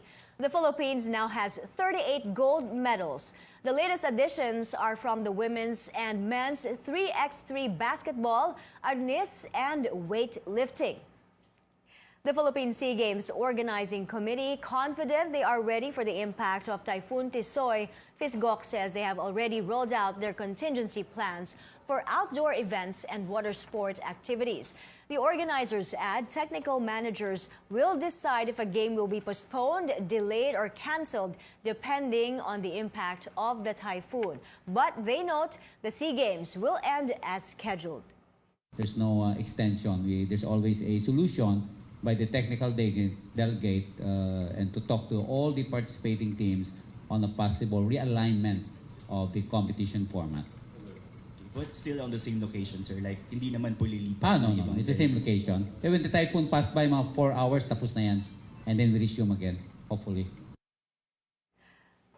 Canoe Kayaks competition manager has decided to move the games, originally scheduled today in Subic, Zambales, to December 6 to 8 because of Typhoon Tisoy. Windsurfing scheduled in Subic has also been postponed. No word yet on when it will be held. The country looking to add to its medal haul as the Philippines leads the tally in the SEA Games. Here are some sports where we may rake in hardware. Artistic gymnastics world champion Carlos Yulo gunning for more gold medals in the regional meet. Yulo will compete in 3 events tomorrow: the floor exercise, still rings, and pommel horse events. He already won gold in the individual all-around category. Meantime, wushu gold medalist Agatha Wong also aiming to add another victory under her belt. She will compete at the women's Taijijan event. She already won gold in the women's Taijichuan event on Sunday. The national women's volleyball team kicking off their campaign in the regional sporting event. The Philippines will face Vietnam tomorrow night. Among the big names that's part of the loaded squad are Abby Maraño, Eliza Valdez, and Ea Laure. They aim to end the country's medal drought in volleyball. The gold rush continues for the Philippines, which still leads the pack in day 2 of the SEA Games. It's been a great day for our national athletes as we have surpassed our gold medal output in 2017. Paolo Barcelon tells us more. He's at the International Broadcast Center in Pampanga. The sun sets on the second official day of the 30th Southeast Asian Games, and the Philippines still leads the medal standings. The host nation has won 38 gold medals, still keeping its #1 spot in the tally. The most recent one, Heidelin Diaz's first ever SEA Games gold after winning the women's 55-kilogram weightlifting competition.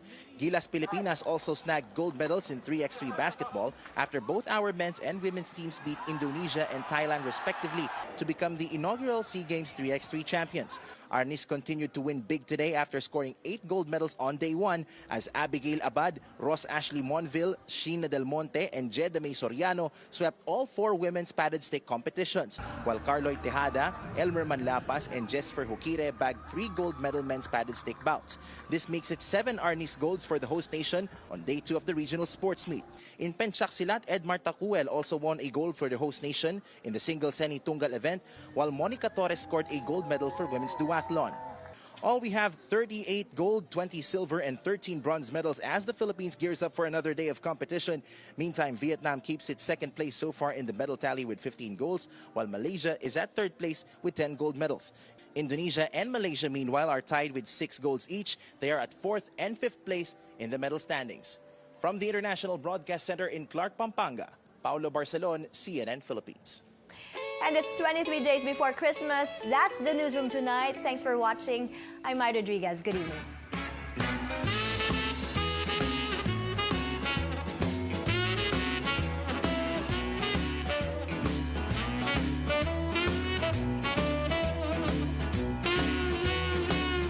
Sa Bicol Region. At kanina alas 10 ng gabi, yung sentro ng bagyong Tisoy ay nasa coastal waters of Gubat, Sorsogon. At katunayan po na as of 11 o'clock ng gabi, naglandfall po sa Gubat, Sorsogon ang bagyong Tisoy. Lumakas ang bagyong Tisoy habang ito'y binababay sa may bandang coastal areas. Ngayon po, ang lakas ng hangin po niya ay maabot sa 175 kilometers per hour. Samantalang pagbugso ng hangin ay umaabot sa 240 kilometers per hour. Ganun pa rin ang kanyang kinikilos pakanluran sa bilis na 15 kilometers per hour. At yung makita na ang huling lokasyon as of 8 o'clock ng gabi ay malapit sa may Sorsogon and Eastern Visayas area. And then bukas ng gabi, Tuesday ng gabi, from today up to tomorrow evening ay bababay niya itong inland within 24 hours. And then dito bukas ng gabi, nasa layong 105 kilometers west-northwest ng Calapan City. So ibig sabihin pa rin, within 24 hours ay makakaranas ng malakas na ulan at ganun din malakas na hangin dito sa Southern Luzon, kasama Metro Manila, ganun sa ilang bahagi ng Central Luzon, at ganun din sa may Eastern Visayas, sa may northern portion ng Central Visayas, at ganun din sa may Panay Island. So within that period ay makakaranas po ng masungit na panahon, malakas na ulan at malakas na hangin. And then, mabilis pa rin ang pagkilos ng bagyong Tisoy. And then by Wednesday evening, nasa West Philippine Sea na po itong si bagyong Tisoy. At dahil nga po sa interaction ng kalupaan, inaasahan po by Wednesday, hihina ang bagyong Tisoy, magiging severe tropical storm. And then by Thursday evening, nasa labas na po ng PAR itong si bagyong Tisoy at patuloy yung hihina ang bagyong Tisoy. And then Friday evening, magiging low pressure area December 6, nasa layong 185 kilometers south-southwest ng Pag-asa Island. So, papakita ko sa inyo ano yung mga lugar po na sa ilalim ng tropical cyclone wind signal. So, halos buong Luzon, buong Visayas ay nasa ilalim ng tropical cyclone wind signal. So, signal number 3, sabihin po niyan ay makakaranas pa rin ng masungit na panahon sa Catanduanes, Camarines Sur, Albay, Sorsogon, Camarines Norte, Masbate, kasama ang Ticao at Burias Island, Romblon, kasama na rin ang southern portion ng Quezon. Ang mga lugar po sa may Quezon ay Perez, Alabat, Quezon, Mauban, Sampaloc, Lucban, Tayabas, Pagbilao, Lucena, Sariaya, Candelaria, Dolores, Quiaong, San Antonio, Antimonan, Padre Burgos, Agdangan, Plaridel, Unisan, Pitogo, Gumaca, Lopez, Macalelon, General Luna, Calawag, Guyanayang, Tagkawayan, Buenavista, Mulanay, San Narciso, San Francisco at San Andres. Nasa ilalim pa rin ng signal number 3 ang Marinduque, Oriental Mindoro, Occidental Mindoro kasamang Lubang Island, Batangas, Cavite at Laguna. And then sa Visayas, may signal number 3 po tayo sa Northern Samar, northern portion ng Eastern Samar. Ang mga lugar po ay Canabid, Dolores, Maslog, Oras, Arteche, Chipapad at San Policarpio. Northern portion ng Samar, ang mga lugar po ay Cabalogan, Giabong, Mochiong, Paranas, San Jose de Buan, San Jorge, Pagsanghan, Tarangnan, Santa Margarita, Gandara, Matiginao, Calbayag, Tagapulan, Almagro, Santo Niño. Signal number 2, ibig sabihin niyan ay makakaranas pa rin ng masungit na panahon.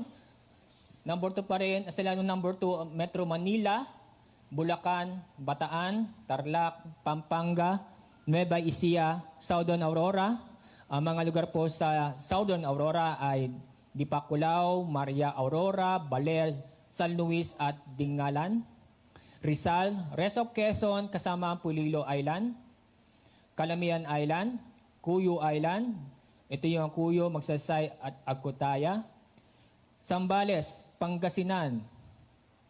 Sa Visayas naman, rest of Eastern Samar, rest of Samar, Biliran, Aklan, Capiz, Antique, Iloilo, Guimaras, northern portion ng Negros Occidental. Ang mga lugar po sa Negros Occidental ay Talisay, Calatrava, Silay, Enrique, B. Magalona, Victorias, Manapla, Cadiz, Sagay, Escalante, Toboso, Bacolod, Murcia, Salvador Benedicto, San Carlos, Bago, Pulupadan, Biladulid, La Carlota, San Enrique, Ponteverde, La Castellana, Moses, Padilla. At sa ilalim pa rin ng signal number 2 ang Northern Cebu. Ang mga lugar po sa Northern Cebu ay Daang Bantayan, Madridejos, Santa Fe, Medellin, Bogo City, San Remigio, Tabogon, Tabuelan, Carmen Borbon, Sogod, Catmon, Asturias at Camotes Island. At kasama na rin ang signal Leyte sa ilalim ng signal number 2. Signal number 1, ibig sabihin po yan ay magiging maulan at may kasama pong pagbukso ng hangin. So, ang mga lugar po yan ay Southern Isabela, So ang mga lugar po sa Southern Isabela ay Palanan, Dinapigue, San Mariano, San Guillermo, Benito Soliben, Nagilian, Reina Mercedes, Luna, Aurora, Cabatuan, San Mateo, Cauayan City, Alicia, Angadanan, Ramon, San Isidro, Etiague, Cordon, Santiago City, Jones at San Agustin, Mountain Province, Ifugao, Benguet, Nueva Vizcaya, Ilocos Sur, La Union, Quirino, rest of Aurora, northern portion ng Palawan. Ang mga lugar nito ay sa El Nido, Taytay, Araceli, Dumaran, San Vicente at Rojas. Sa Visayas, meron pong mga lugar po na sasig na number 1. Rest of Negros Occidental, Negros Oriental, Bohol, Siquijor, rest of Cebu at Southern Leyte. At kasama na rin ang Dinagat Island at Siargao Island.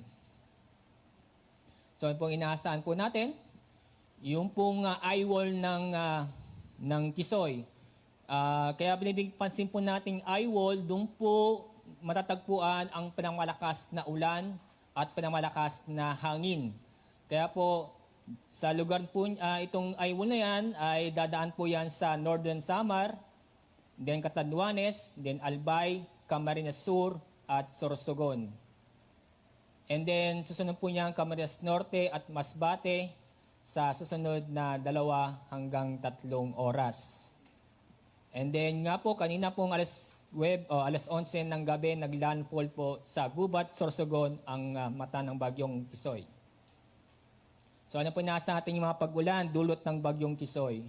Ngayong gabi hanggang bukas ng tanghali, makakaranas po ng frequent to continuous heavy to intense rains. So pag intense rains po ay napakalakas na ulan sa Bicol Region, Northern Samar, Southern Quezon, Marinduque at Romblon. Occasional to frequent heavy rains naman inaasahan sa Samar, Eastern Samar, Rizal, rest of Quezon, Laguna at Oriental Mindoro.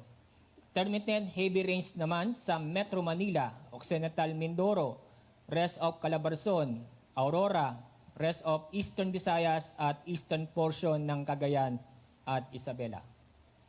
And then between tomorrow morning and Wednesday morning, meron tayong inaasahang frequent to continuous heavy to intense naman with isolated torrential rains. Pag torrential po yan, kumbaga intense, mas malakas pa intense, torrential po. So napakalakas na ulan.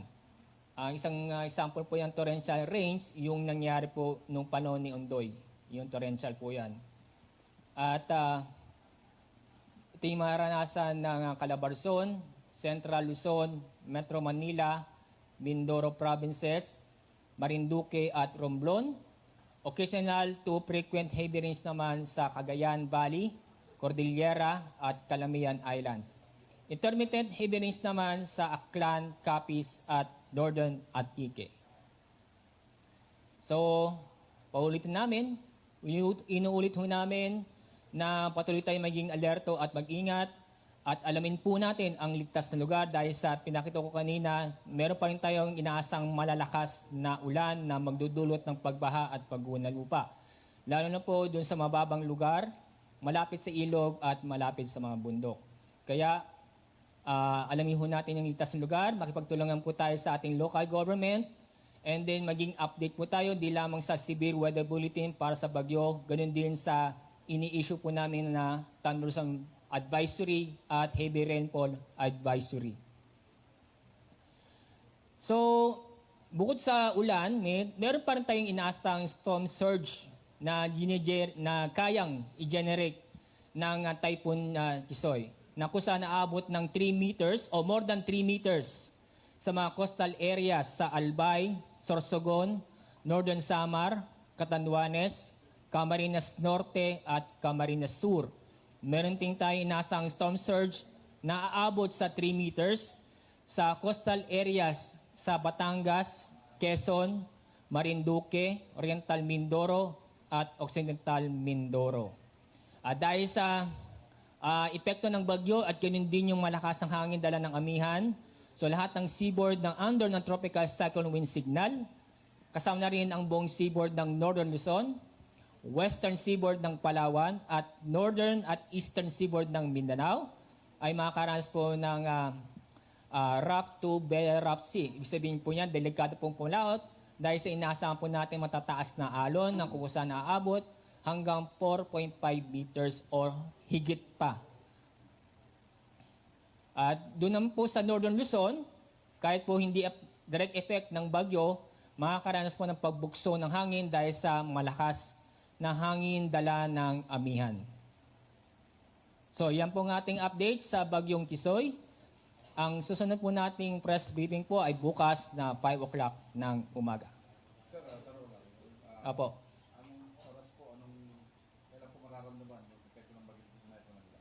So ang tanong po, kailan daw maramdaman ang epekto ng bagyo sa Metro Manila? So pakita ko muna sa inyo yung forecast track ng bagyo. So 8 p.m.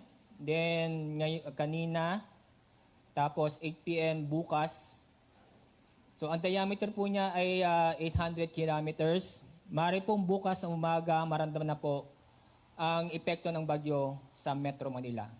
Ulan, ngayon po mga light to moderate rains, and then may mga panaknakang pabugso-busong hangin na ating maranasan bukas ng umaga sa Metro Manila.